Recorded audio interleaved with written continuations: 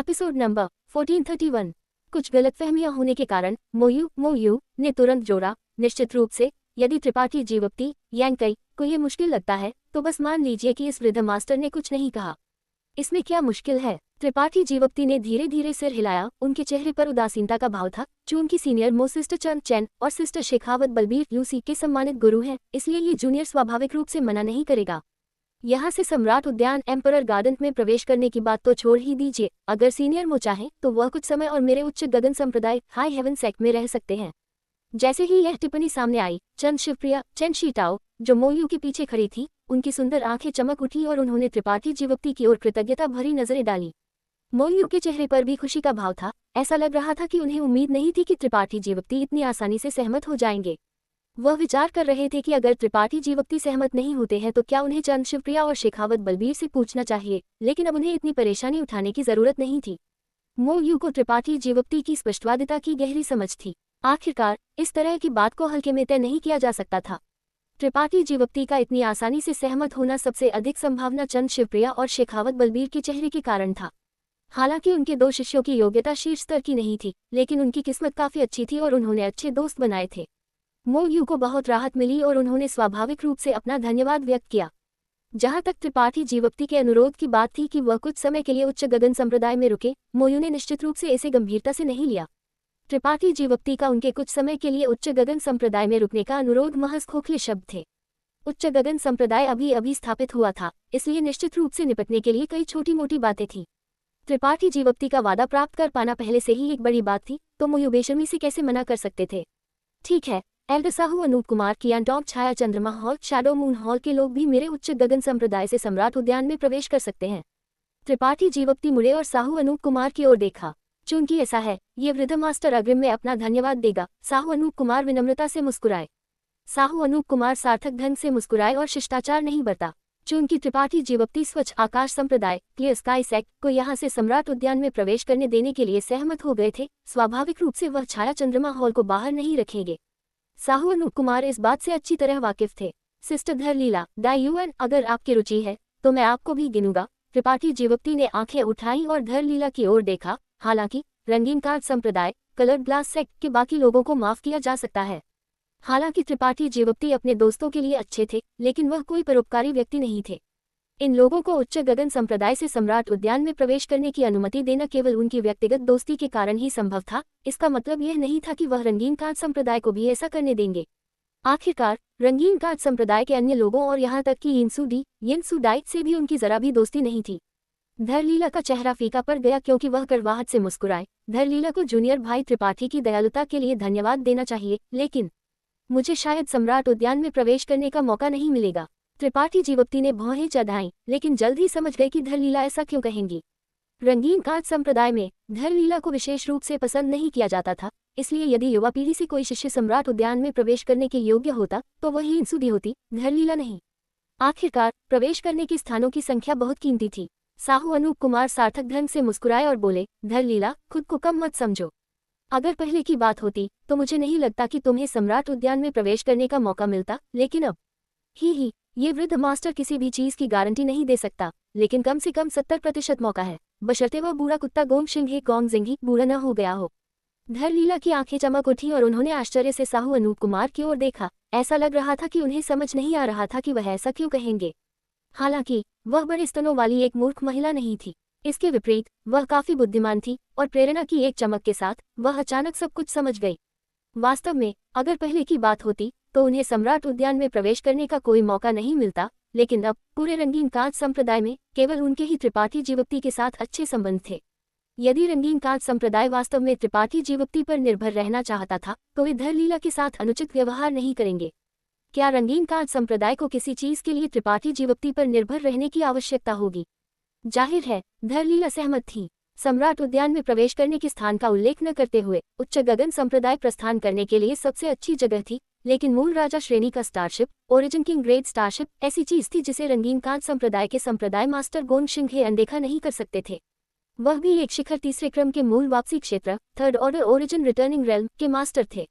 वह भी मूल राजा क्षेत्र ओरिजिन किंग रेल्म में प्रवेश करना चाहते थे।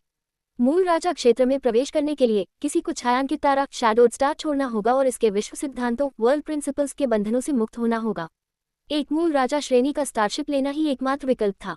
इस तरह बोंगशिंघे निश्चित रूप से त्रिपाठी जीवप्ती और उच्च गगन संप्रदाय के साथ अच्छे संबंध स्थापित करना चाहेंगे, जिससे धरलीला को एक सम्राट जेड एम्परर जेड आवंटित करने और सम्राट उद्यान में प्रवेश करने का स्थान प्राप्त करने का अवसर मिलेगा। ये सब सोचते हुए धरलीला उत्साहित महसूस करने लगी, क्योंकि उन्होंने कृतज्ञतापूर्वक अपनी सुंदर आंखें त्रिपाठी जीवप्ती की ओर घुमाई। हालांकि चीजों की अभी तक पुष्टि नहीं हुई थी, लेकिन उनके सम्राट उद्यान में प्रवेश करने की संभावना केवल त्रिपाठी जीवप्ती के अस्तित्व के कारण ही थी। जब किसी व्यक्ति की क्षमता और संसाधन एक निश्चित स्तर तक पहुंच जाते हैं, तो वे दिखाई देने वाली और अदृश्य दोनों जगहों पर दूसरों के भाग्य को सूक्ष्मता से प्रभावित करने में सक्षम होंगे। धरलीला ने पहले इसके बारे में ज्यादा नहीं सोचा था, लेकिन आज इसका प्रत्यक्ष अनुभव करने के बाद उन्होंने पाया कि ये कितना अविश्वसनीय था। धरलीला ने तुरंत मामले की जड़ को समझा, तो त्रिपाठी जीवप्ती कैसे नहीं समझ सकते थे।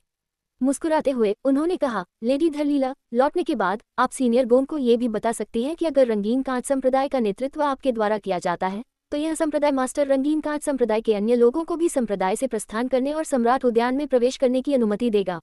जैसे ही यह बयान सामने आया, धरलीला का कोमल शरीर तुरंत कांप गया, क्योंकि उन्होंने अपने पतले होंठ को काट लिया। ऐसा लग रहा था कि उन्हें पता नहीं था कि क्या कहना है, लेकिन उनकी आंखों में कृतज्ञता स्पष्ट रूप से देखी जा सकती थी। त्रिपाठी जीवप्ती के शब्द उनके लिए रंगीन कांच संप्रदाय से जबरन एक स्थान छीनने के समान थे। ये शर्त थोड़ी दबंग लग सकती थी, लेकिन रंगीन कांच संप्रदाय निश्चित रूप से एक बुद्धिमानी भरा विकल्प चुनेगा। आखिरकार धरलीला अभी भी रंगीन कांच संप्रदाय की सदस्य थी। अगर वह सम्राट उद्यान में लाभ प्राप्त कर सकती थी, तो इससे रंगीन कांच संप्रदाय की ताकत भी बढ़ेगी। एक गहरी सांस लेते हुए धरलीला धीरे धीरे उठी और त्रिपाठी जीवप्ती को प्रणाम किया। हालांकि उन्होंने कुछ नहीं कहा, लेकिन यह इशारा ही काफी था। साहू अनूप कुमार और अन्य लोग सार्थक मुस्कान के साथ देख रहे थे। वास्तव में ये वृद्धजन पूरी तरह से नहीं समझ पाए कि त्रिपाठी जीवप्ती जैसा एक सुंदर युवा पुरुष धरलीला जैसी महिला पर इतना ध्यान क्यों देगा। ये छोटी लड़की बिल्कुल भी सुंदर नहीं थी। सुंदर नहीं होना पहले से ही एक शिष्टोक्ति थी। धरलीला के चेहरे को केवल बदसूरत के रूप में वर्णित किया जा सकता था। हालांकि इसी वजह से इन वृद्धजनों का त्रिपाठी जीवप्ती के बारे में मूल्यांकन और भी ऊंचा हो गया। ये छोटा बच्चा जाहिर तौर पर ऐसा व्यक्ति नहीं था जो लोगों को उनके रूप से आंकता था, और इसके बजाय दोस्ती और वफादारी को महत्व देने वाला व्यक्ति था।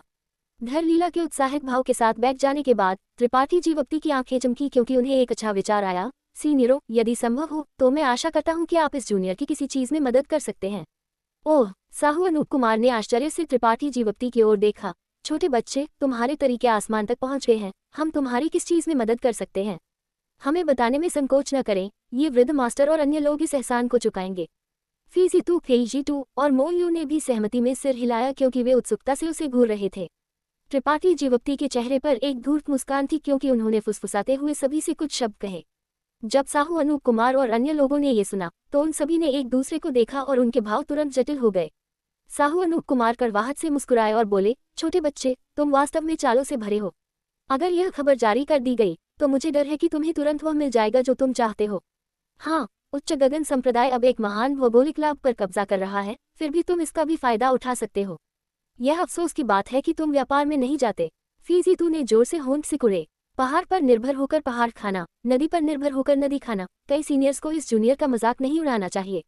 त्रिपाठी जीवप्ती ने जल्दी से हाथ हिलाया। निश्चिंत रहें, इस वृद्ध मास्टर और अन्य लोगों के यहाँ से जाने के बाद हम निश्चित रूप से आपको खबर फैलाने में मदद करेंगे, और भले ही हम कुछ न कहें, मुझे यकीन है कि बाहर के वे लोग इसके बारे में पूछेंगे। मुझे यकीन है कि वे पहले से ही थोड़ा अधीर है। मोयू सार्थक ढंग से हंसे। त्रिपाठी जीवप्ती का भाव हिल गया, क्योंकि वह इसे देखने के लिए उत्सुक हुए बिना नहीं रह सके। केवल एक ही खबर थी जिसे उन्होंने साहू अनूप कुमार और अन्य लोगों से आगे बढ़ाने के लिए कहा था कि उच्च गगन संप्रदाय का इरादा लियुयान रेत मैदान, लियुयान सैंडफील्ड की बाधा को खोलने और कई प्रमुख स्थानों को बेचने का है, ताकि छायांकित तारा पर विभिन्न संप्रदाय सम्राट उद्यान के खुलने पर पहले से प्रवेश कर सके। हालांकि केवल 3 स्थान ही उपलब्ध थे। जहां तक इसकी लागत कितनी होगी, त्रिपाठी जीवप्ती ने नहीं बताया। ये सब इस बात पर निर्भर करता था कि कौन सी महान शक्ति सबसे अधिक कीमत की पेशकश करती है। स्थान के आधार पर कीमत अलग होगी। सबसे अच्छी जगह और सबसे खराब जगह सम्राट उद्यान से कम 3 से 4 घंटे की दूरी पर थी। यदि कोई एक सम्राट जेड के साथ आ सकता था, तो उनके संप्रदाय के शिष्यों के लिए उच्च गगन संप्रदाय के सामने के मंदिर फ्रंट टेम्पल से प्रस्थान करना असंभव नहीं होगा। त्रिपाठी जीवप्ती के हाथों में अभी केवल 2 सम्राट जैद थे, लेकिन उनके पिछले अनुमानों के अनुसार उच्च गगन संप्रदाय को इस मान को पूरा करने के लिए कम से कम 3 सम्राट जैद की आवश्यकता होगी। वह और पाठक देवकली यांग यान निश्चित रूप से सम्राट उद्यान में प्रवेश करेंगे, लेकिन ये शीयून को पीछे नहीं छोड़ा जाएगा। वह यहाँ सबसे मजबूत थी, इसलिए उनके साथ रहने से त्रिपाठी जीवप्ती की सुरक्षा बहुत बढ़ जाएगी। एक सम्राट जैद के बिना त्रिपाठी जीवप्ती थोड़ी दुविधा में थे, लेकिन अब जब उनके पास एक विचार था तो उन्हें इस समस्या को हल करने में सक्षम होना चाहिए। उच्च गगन संप्रदाय के सामने के मंदिर से सम्राट उद्यान में प्रवेश करने का प्रलोभन छोटा नहीं था, इसलिए एक सम्राट जैद खोना अस्वीकार्य नहीं था। साहू अनूप कुमार और अन्य लोगों ने इस प्रस्ताव की प्रशंसा की, लेकिन उन्होंने त्रिपाठी जीवप्ती को सावधान रहने की भी याद दिलाई कि वे दूसरों को फायदा उठाने का अवसर न दें। त्रिपाठी जीवप्ती ने स्वाभाविक रूप से सिर हिलाया। चूंकि उन्होंने ऐसा निर्णय लिया था तो निश्चित रूप से कोई गलती नहीं होगी। समय आने पर वह पाठक देवकली को दूसरों को अपनी मर्जी से घूमने से रोकने और उन पर नजर रखने के लिए नामित स्थानों पर आत्मा सरनिया स्पिरिट एरेज व्यवस्थित करने के लिए कहेंगे। अगर किसी ने नामित स्थानों से भटकने की हिम्मत की तो उन्हें बिना दया के मार दिया जाएगा। ये समस्या हल करना मुश्किल नहीं था। बाद में त्रिपाठी जीवप्ती ने साहू अनूप कुमार और अन्य लोगों से मूल वापसी क्षेत्र ओरिजिन रिटर्निंग रेल्म में प्रवेश करने से संबंधित विभिन्न मामलों के बारे में विनम्रता से पूछा। साहू अनूप कुमार और अन्य लोगों ने स्वाभाविक रूप से वह सब कुछ समझाया जो वे जानते थे, जिससे त्रिपाठी जीवप्ती को बहुत लाभ हुआ। विशेष रूप से धामीजा लोकेश, वे गुचैंग और डोंग जुवानर डोंग शैनर की राय त्रिपाठी जीवप्ती के लिए विशेष रूप से फायदेमंद थी। ये दोनों अभी कुछ समय पहले ही मूल वापसी क्षेत्र में प्रवेश कर पाए थे, इसलिए कई चीजें और अनुभव उनके लिए अभी भी नए थे।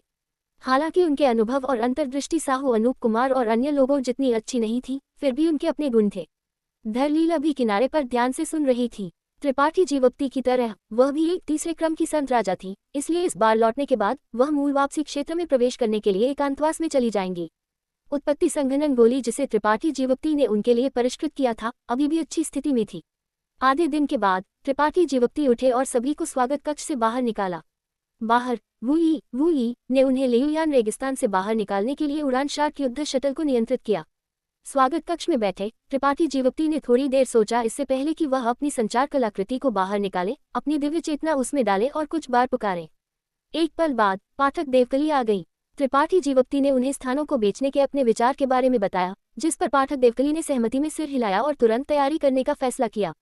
आखिरकार एक बार जब यह खबर फैल जाएगी तो ये निश्चित रूप से अनगिनत महान शक्तियों को उनके लिए प्रतिस्पर्धा करने का कारण बनेगी। एपिसोड 1432 आखिर में कौन रहेगा? इसके लिए त्रिपाठी जीवप्ती को विश्वास था कि त्रिपाठी जीवप्ती गलती से यांग यान लिखा गया है, यह हुंगी होना चाहिए। त्रिपाठी उत्तम गलती से यांग इन्फ्लेमेशन लिखा गया है, ये यांग यान होना चाहिए और अन्य लोग इसे ठीक से संभाल लेंगे।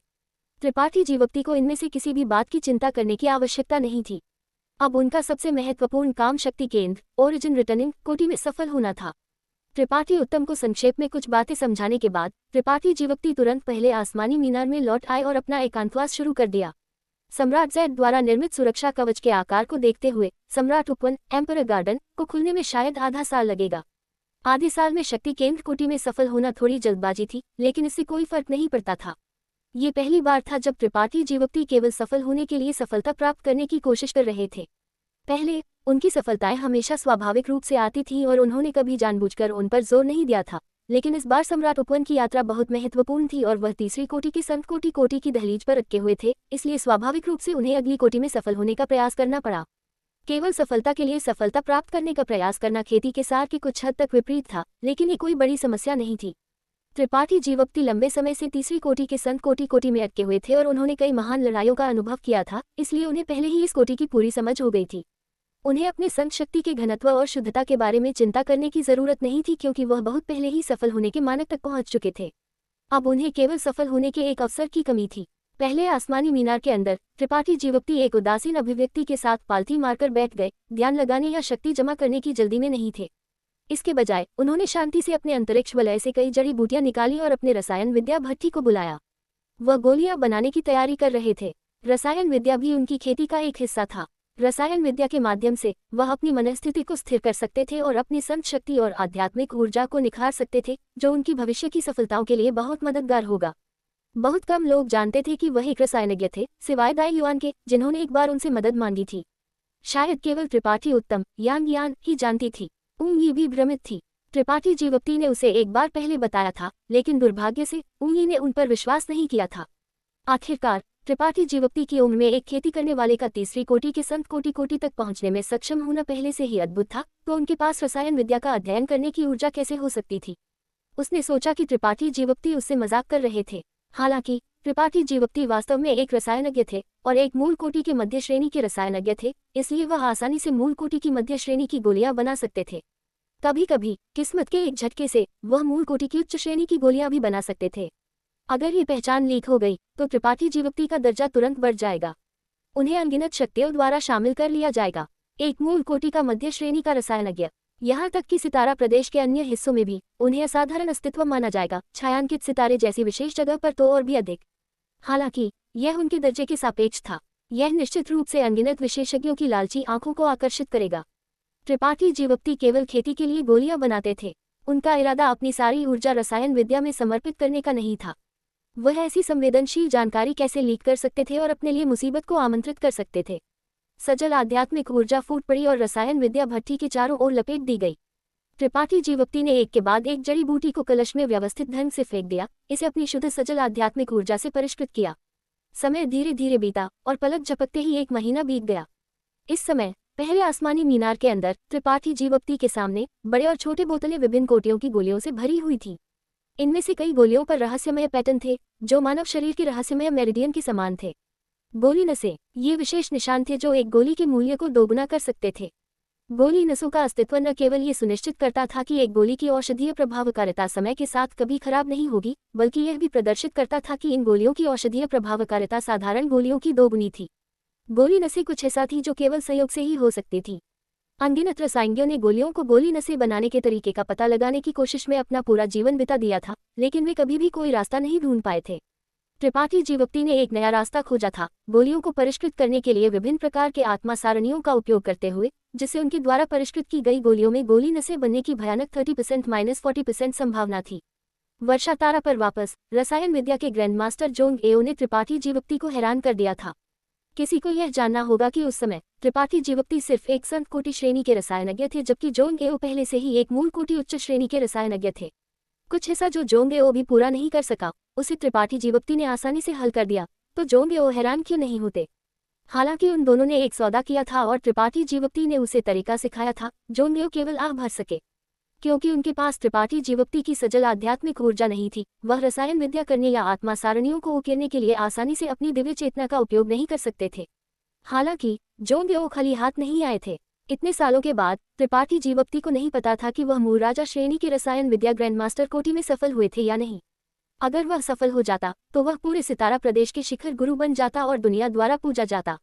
इन भटकाने वाले विचारों को एक तरफ रखते हुए त्रिपाठी जीवप्ती की आंखों ने पिछले महीने उनकी मेहनत के फल पर नजर डाली।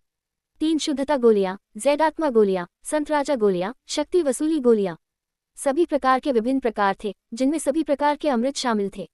उनके पास मौजूद आध्यात्मिक घास लगभग पूरी तरह से उपभोग हो चुकी थी। अपनी कलाई को झटका देते हुए एक हल्की नीली गोली त्रिपाठी जीवप्ती की तर्जनी और मध्यमा उंगलियों के बीच दिखाई दी, जिससे एक ताज़ा सुगंध निकली। ये गोली केवल लौंडान फल के आकार की थी और नसों के पैटर्न से घनी तरह से ढकी हुई थी। ये एक आत्मा गोली थी जिसने गोली नसें भी बनाई थी। एक उत्पत्ति संघनित गोली, यह एक अनुपूरक गोली थी जो संत कोटि से शक्ति केंद्र कोटि में सफल होने की संभावनाओं को बढ़ा सकती थी। दाई युआन पिछली बार ड्रैगन गुफा पर्वत में त्रिपाठी जीवप्ती से एक उत्पत्ति संघनित गोली को परिष्कृत करने में मदद करने के लिए पूछने गई थी, लेकिन त्रिपाठी जीवप्ती ने उस समय इसे कैजुअली परिष्कृत कर दिया था, इसलिए उस उत्पत्ति संघनित गोली ने गोली नसें नहीं बनाई थी। इसका मूल्य उसके हाथ में मौजूद गोली से अतुलनीय था। इस गोली को देखते हुए त्रिपाठी जीवप्ती ने गहन सोच का एक भाव प्रकट किया। बहुत देर बाद उन्होंने इसे फिर से रख दिया। यह एक सुरक्षा थी जिसे उन्होंने अपने लिए तैयार किया था, शक्ति केंद्र कोटि में सफल होने के लिए एक सुरक्षा। अगर वह एकांतवास के माध्यम से सफल नहीं हो सका, सम्राट उपवन के खुलने से पहले वह केवल कोशिश करने के लिए इस उत्पत्ति संघनित गोली की औषधीय प्रभावकारिता पर भरोसा कर सकता था। एक गोली की मदद से किसी की कोटि की जंजीरों को तोड़ना असंभव नहीं था। कई खेती करने वालों ने पहले ऐसा किया था और यह कहा जा सकता है कि 90% खेती करने वालों ने ऐसा किया था, लेकिन इस तरीके के कारण खेती करने वाले में सफल होने पर समझ का एक निशान कम हो गया, जिसके परिणामस्वरूप एक अपूर्ण सफलता हुई। कोई भी निश्चित रूप से नहीं कह सकता था कि इस गोली में कोई दोष था या नहीं, या यह उस व्यक्ति पर किस तरह का प्रभाव डालेगी जिसने इसे लिया था। शायद कोई प्रभाव नहीं होगा, या शायद यह खेती करने वाले की भविष्य की खेती को प्रभावित करेगा। बेशक अगर कोई प्रभाव होता भी तो वह कम से कम होगा। त्रिपाठी जीवप्ती ने खेती शुरू करने के बाद से सफल होने के लिए कभी भी एक गोली का उपयोग नहीं किया था, इसलिए वह नहीं चाहते थे कि उनकी खेती के रास्ते में कोई दोष दिखाई दे। बेशक यह सिर्फ एक विचार था। जब बात इस पर आएगी तो त्रिपाठी जीवप्ती ऐसी छोटी मोटी बातों पर अटके नहीं रहेंगे। गोली नसों वाली यह उत्पत्ति संघनित गोली सिर्फ एक सुरक्षा थी। अब जब गोली परिष्कृत हो गई थी, त्रिपाठी जीवप्ती ने एक गहरी सांस ली और अपने अंतरिक्ष वलय से एक मुट्ठी के आकार का गोल सफेद क्रिस्टल निकाला। संत क्रिस्टल स्रोत। पत्थर कठपुतली को संत क्रिस्टल को निगलकर बनाया गया था और यह उच्च श्रेणी की संत क्रिस्टल से आगे का एक अस्तित्व था। इसमें अत्यंत शुद्ध और समृद्ध ऊर्जा थी, इसलिए ये त्रिपाठी जीवप्ती के लिए एकांतवास में उपयोग करने के लिए एकदम सही था।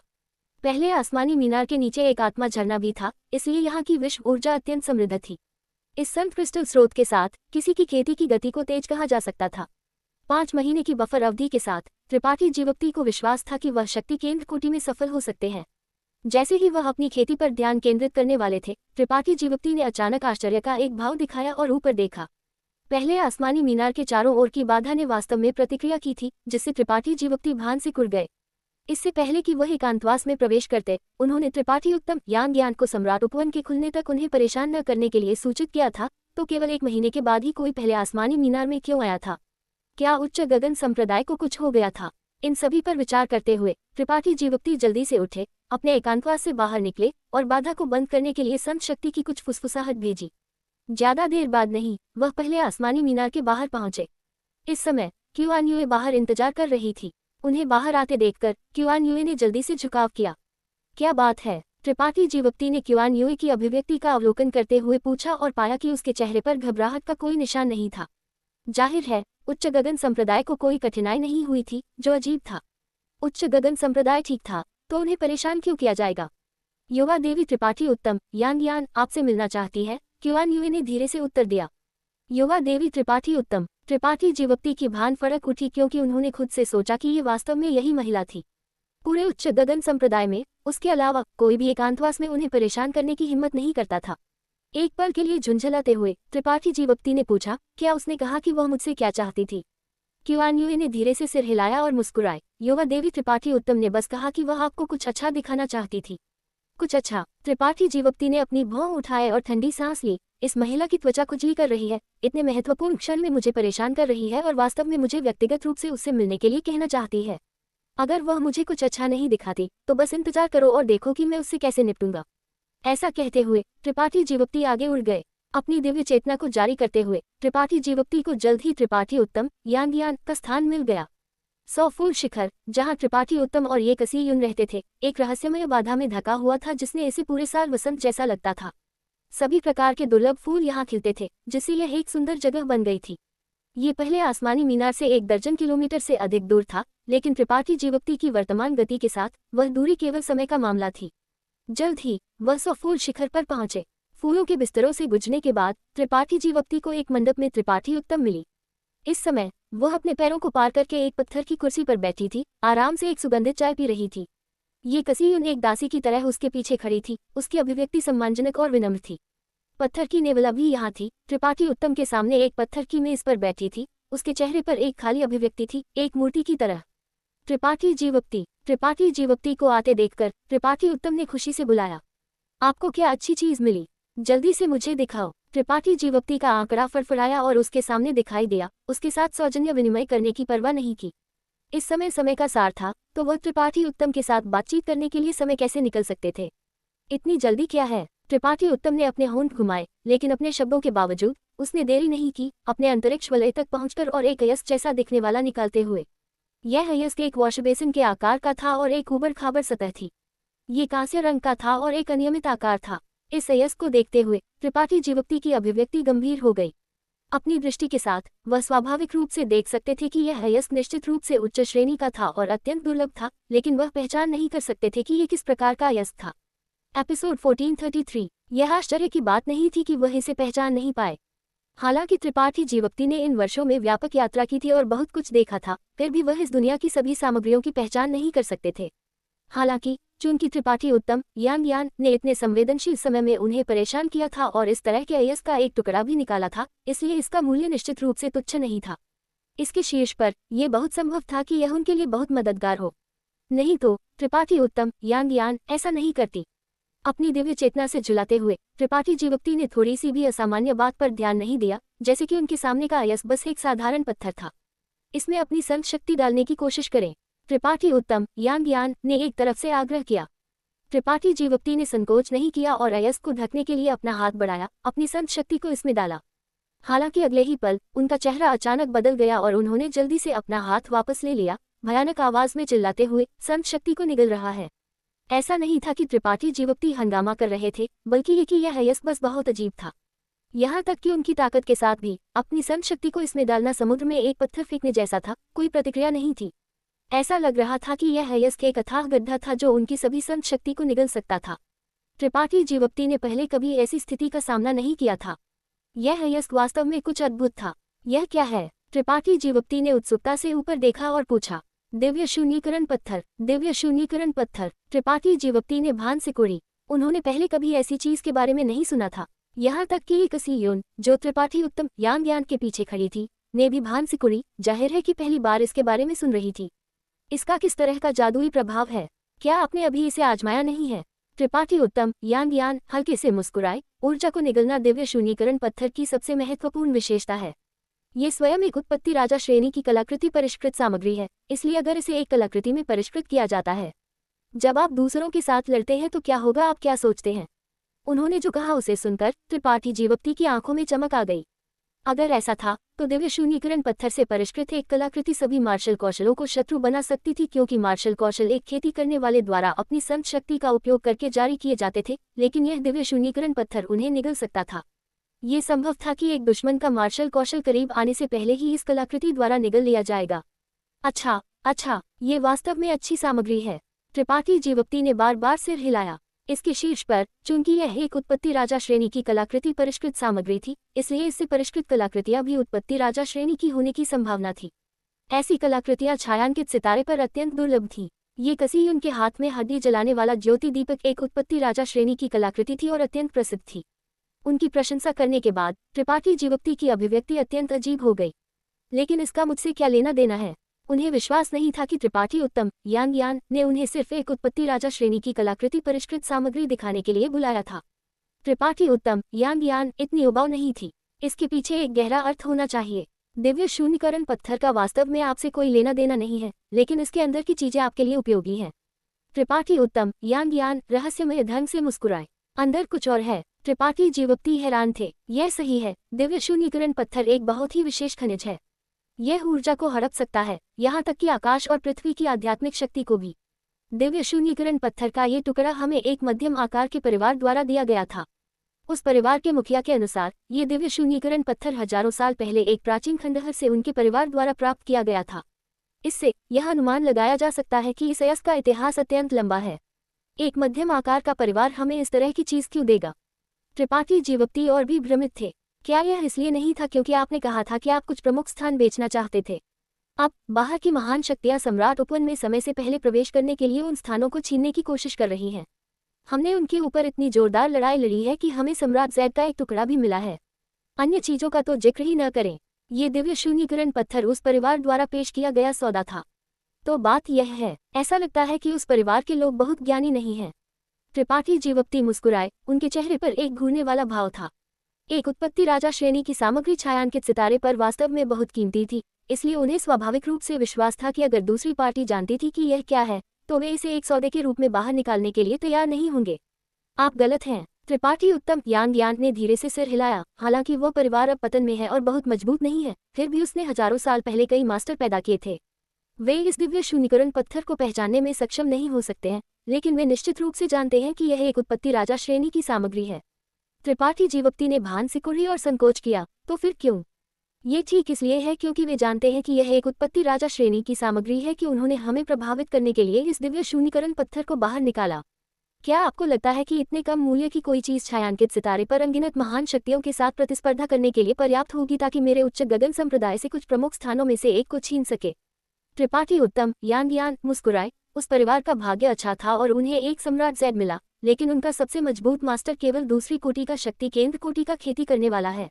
अगर वे सम्राट उपवन में कुछ अच्छा खोजना चाहते हैं, तो वे केवल हमें समय से पहले इसमें प्रवेश करने के लिए कह सकते हैं। त्रिपाठी जीवप्ती ने धीरे से सिर हिलाया। उनके चेहरे पर समझ का एक भाव चमक गया। एक उत्पत्ति राजा श्रेणी की सामग्री वास्तव में एक छोटी कीमत नहीं थी, लेकिन ये कितनी भी कीमती क्यों न हो, ये सम्राट उपवन में समय से पहले प्रवेश करने के लालच से थोड़ा कम थी। ऐसा इसलिए था क्योंकि छायांकित सितारे पर कोई भी उत्पत्ति राजा श्रेणी की सामग्री को परिष्कृत नहीं कर सकता था, इसलिए ये दिव्य शून्यकरण पत्थर उस परिवार के हाथों में एक चिकन रिब से ज्यादा कुछ नहीं था। कुछ प्रमुख स्थानों में से एक के लिए प्रतिस्पर्धा करने के लिए इसे एक सौदे के रूप में बाहर निकालना बेहतर था। उनका भाग्य वास्तव में अच्छा था। त्रिपाठी उत्तम यांग यान से मुलाकात हुई जो इस दिव्य शून्यकरण पत्थर के मूल्य को एक नज़र में पहचानने में सक्षम थी, अन्यथा चाहे वे सफल हो सकते थे या नहीं यह अनिश्चित था। उस परिवार से बड़ी संख्या में संत क्रिस्टल और दिव्य शून्यकरण पत्थर का ये टुकड़ा प्राप्त करने के बाद उच्च गगन संप्रदाय ने उनके साथ एक समझौता किया था और उन्हें एक निश्चित भूमि बेच दी थी। एक बार जब सम्राट उपवन खुलेगा तो वे उच्च गगन संप्रदाय में प्रवेश करने में सक्षम होंगे, एक पारस्परिक रूप से संतोषजनक लेन देन। आपने अभी कहा था कि अंदर की चीजें मेरे लिए बहुत उपयोग की है, आपका क्या मतलब है? त्रिपाठी जीवप्ती ने पूछा। यहाँ तक कि अगर आपने नहीं पूछा होता तो मैंने आपको बताया होता, अन्यथा मैं आपको बाहर क्यों बुलाती? क्या आप एक पृथ्वी विशेषता सर्वोच्च खजाना नहीं खोज रहे थे? हाँ, त्रिपाठी जीवप्ती ने सिर हिलाया। अचानक खुशी का एक भाव दिखाते हुए वह उसे आश्चर्य से घूरने लगे। क्या ये हो सकता है? हाँ, त्रिपाठी उत्तम यांग यान मुस्कुराए। हालांकि ये दिव्य शून्यकरण पत्थर स्वयं पृथ्वी विशेषता का नहीं है, अंदर शामिल दिव्य शून्यकरण रेत निस्संदेह एक पृथ्वी विशेषता खजाना है, आपकी आवश्यकताओं को पूरा करने के लिए पर्याप्त से अधिक। दिव्य शून्यकरण रेत। त्रिपाठी जीवप्ती की आंखों में चमक आ गई। ये दिव्य शून्यकरण पत्थर लगातार स्वर्ग को निगलने वाले महान सम्राट की औरा को निगल रहा है, और अगर पर्याप्त समय बीत जाता है तो ये अपने अंदर रेत के दाने पैदा करेगा, जिसे दिव्य शून्यकरण रेत के रूप में जाना जाता है। जहाँ तक दिव्य शून्यकरण पत्थर का सवाल है, यह आपके लिए किसी काम का नहीं है, लेकिन मैं इसका उपयोग एक कलाकृति को परिष्कृत करने के लिए कर सकती हूँ। अच्छा अच्छा, त्रिपाठी जीवप्ती मुस्कुराए, अत्यधिक प्रसन्न थे। वह शरीर टेम्परिंग गुप्त तकनीक 5 तत्व अविनाशी तलवार टेम्परिंग कला की खेती करने के लिए एक पृथ्वी विशेषता सर्वोच्च खजाना खोज रहे थे। ये 5 तत्व अविनाशी तलवार टेम्परिंग कला कुछ ऐसा था जो उन्होंने प्राचीन यांग संप्रदाय के खंडहरों में पाया था। इस गुप्त तकनीक के विवरण के अनुसार एक बार जब कोई इसे चरम सीमा तक खेती करता है तो उसका शरीर अमर और अविनाशी हो जाएगा। त्रिपाठी जीवप्ती ने लंबे समय से इस गुप्त तकनीक पर कब्जा कर लिया था। दुर्भाग्य से इस गुप्त तकनीक की खेती करने की शर्तें अत्यंत कठोर थीं। इसके लिए न केवल किसी की अपनी आत्मा और शारीरिक शक्ति की आवश्यकता थी, बल्कि इसके लिए 5 तत्वों के सर्वोच्च खजानों को भी एकत्र करने की आवश्यकता थी। 5 तत्वों में से त्रिपाठी जीवप्ती के पास पहले से ही मेघ लकड़ी, सूर्य का सत्यसार, गहन नींद, सूरजमुखी जल और यहाँ तक कि 10,000 साल पुरानी बर्फ सेट भी थी। पिछली बार खजाना मंडप नीलामी में त्रिपाठी जीवप्ती ने एक धातु विशेषता सर्वोच्च खजाना प्राप्त किया था, जिससे वह जिनशी और वृद्ध स्टीफेन के साथ दुश्मन बन गए थे। अब उन्हें केवल एक पृथ्वी विशेषता सामग्री की कमी थी। अगर दिव्य शून्यकरण रेत वास्तव में वैसी ही थी जैसी त्रिपाठी उत्तम यांग यान ने कहा, तो वह 5 तत्वों को एकत्र करने में सक्षम होंगे और तुरंत 5 तत्व अविनाशी तलवार टेम्परिंग कला की खेती शुरू कर देंगे। एक शक्तिशाली शरीर के लाभ स्वयं स्पष्ट थे। एक लड़ाई में एक फायदा हासिल करने का जिक्र न करें। अंतरिक्ष के मार्ग पर त्रिपाठी जीवप्ती की महारत इतनी महान थी कि हर बार जब वह अंतरिक्ष को फाड़ते थे और 1000 किलोमीटर पार करते थे तो उन्हें खुद को बचाने के लिए एक शक्तिशाली शरीर की आवश्यकता होती थी। अन्यथा अंतरिक्ष के मार्ग की केवल फाड़ने वाली शक्ति ही उन्हें आसानी से नष्ट कर सकती थी। जैसे जैसे त्रिपाठी जीवप्ती की अंतरिक्ष के मार्ग की समझ बढ़ी, उनके शरीर की आवश्यकताएं भी बढ़ेंगी। यही कारण था कि जब उन्होंने 5 तत्व अविनाशी तलवार टेम्परिंग कला को देखा तो वह इतने उत्साहित थे और सामग्री एकत्र करने में इतना समय खर्च करने में संकोच नहीं किया था। उत्साह के एक पल के बाद त्रिपाठी जीवप्ती ने जल्दी से कहा, तो हम किस बात का इंतजार कर रहे हैं? जल्दी से दिव्य शून्यकरण रेत निकालो। त्रिपाठी उत्तम यांग यान उसे घूरने में मदद नहीं कर सकी। क्या आप सोचते हैं कि इसे बाहर निकालना इतना आसान है? दिव्य शून्यकरण पत्थर ऊर्जा को निगल सकता है और मेरे वर्तमान साधनों के साथ मैं इसे परिष्कृत नहीं कर सकती हूँ। ओह! त्रिपाठी जीवप्ती की अभिव्यक्ति एक पल में कठोर हो गई, जैसे कि उन पर ठंडे पानी का एक बाल्टी डाला गया था। उनका पिछला उत्साह और खुशी तुरंत गायब हो गई। त्रिपाठी उत्तम यांग यान ने अपने होंठ सिकुड़े और दबी आवाज में हंसी। क्या आप मेरे साथ खेल रहे हैं?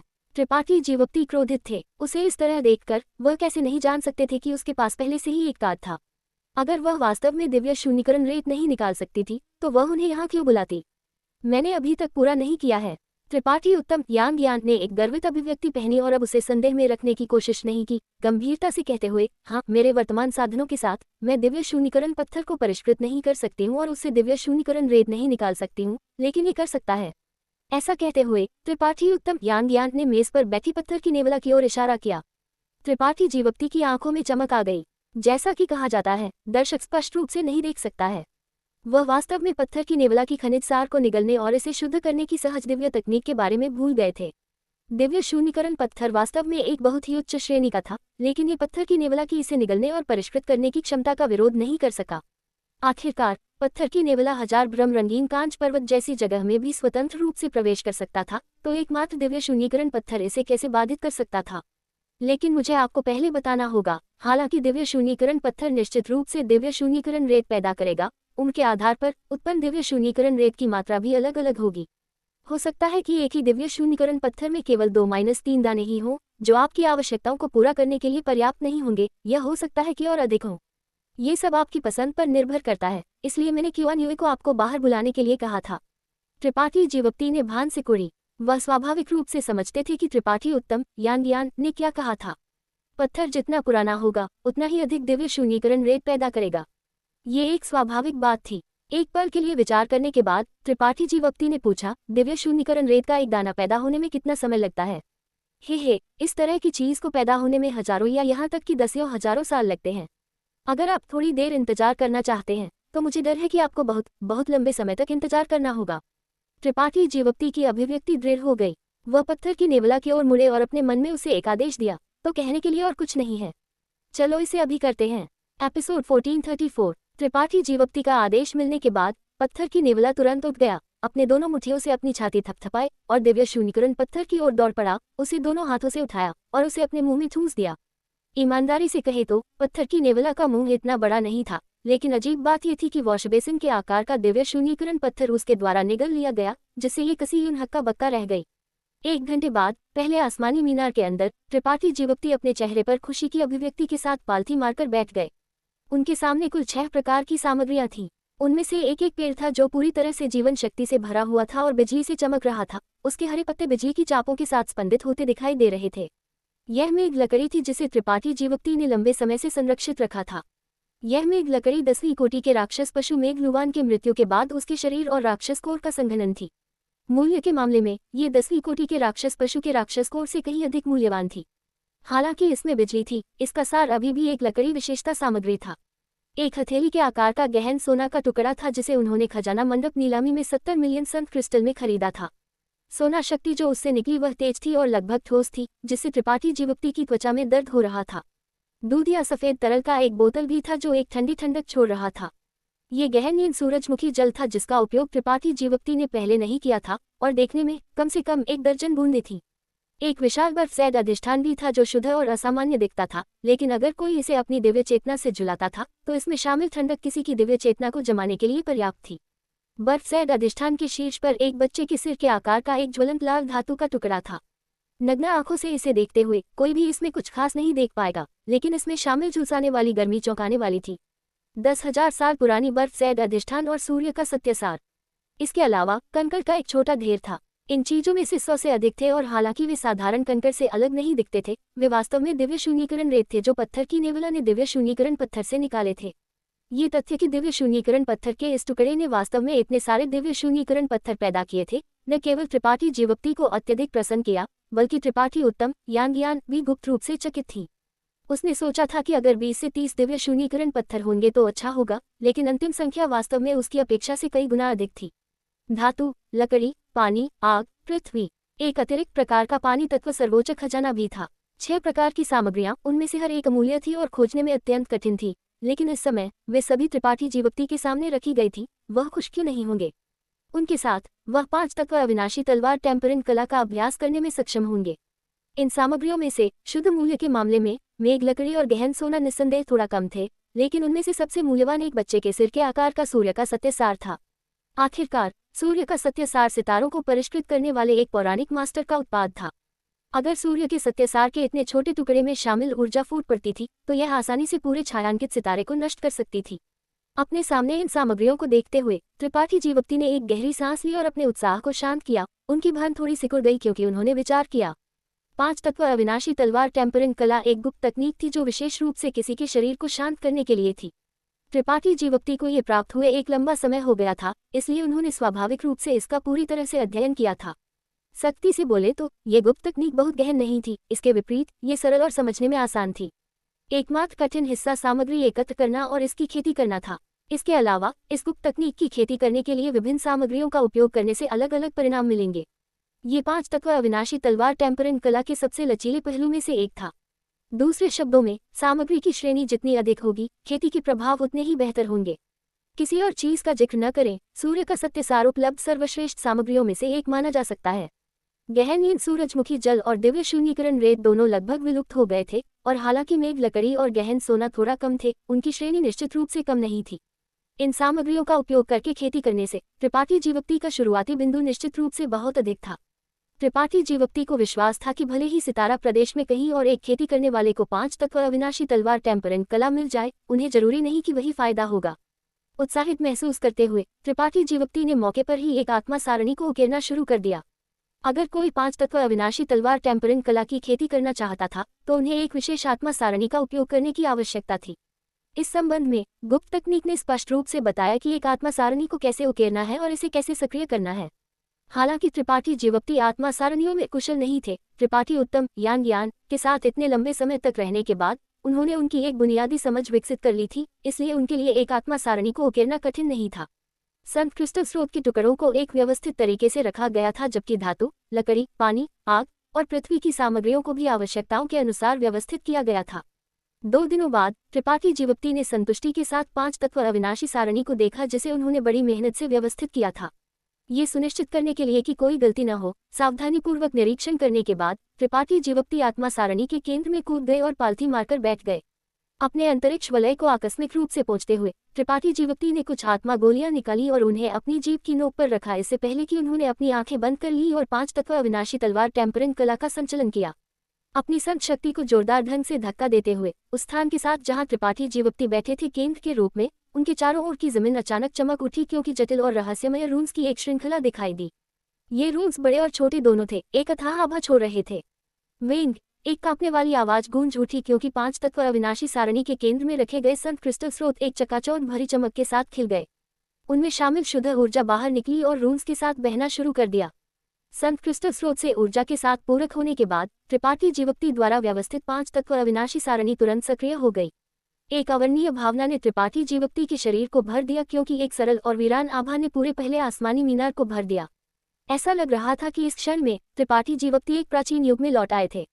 एक फुसफुसाहट वाली आवाज के साथ गहन सोना, मेघ लकड़ी, गहन नींद, सूरजमुखी जल, सूर्य का सत्यसार, दिव्य शून्यीकरण रेत, धातु, लकड़ी, पानी, आग और पृथ्वी विश्व खजाने इस क्षण में एक अदृश्य शक्ति द्वारा समर्थित दिखाई दिए, क्योंकि शुद्ध ऊर्जा उनसे निकाली गई और 5 तत्व अविनाशी सारणी के केंद्र की ओर अभिसरण किया।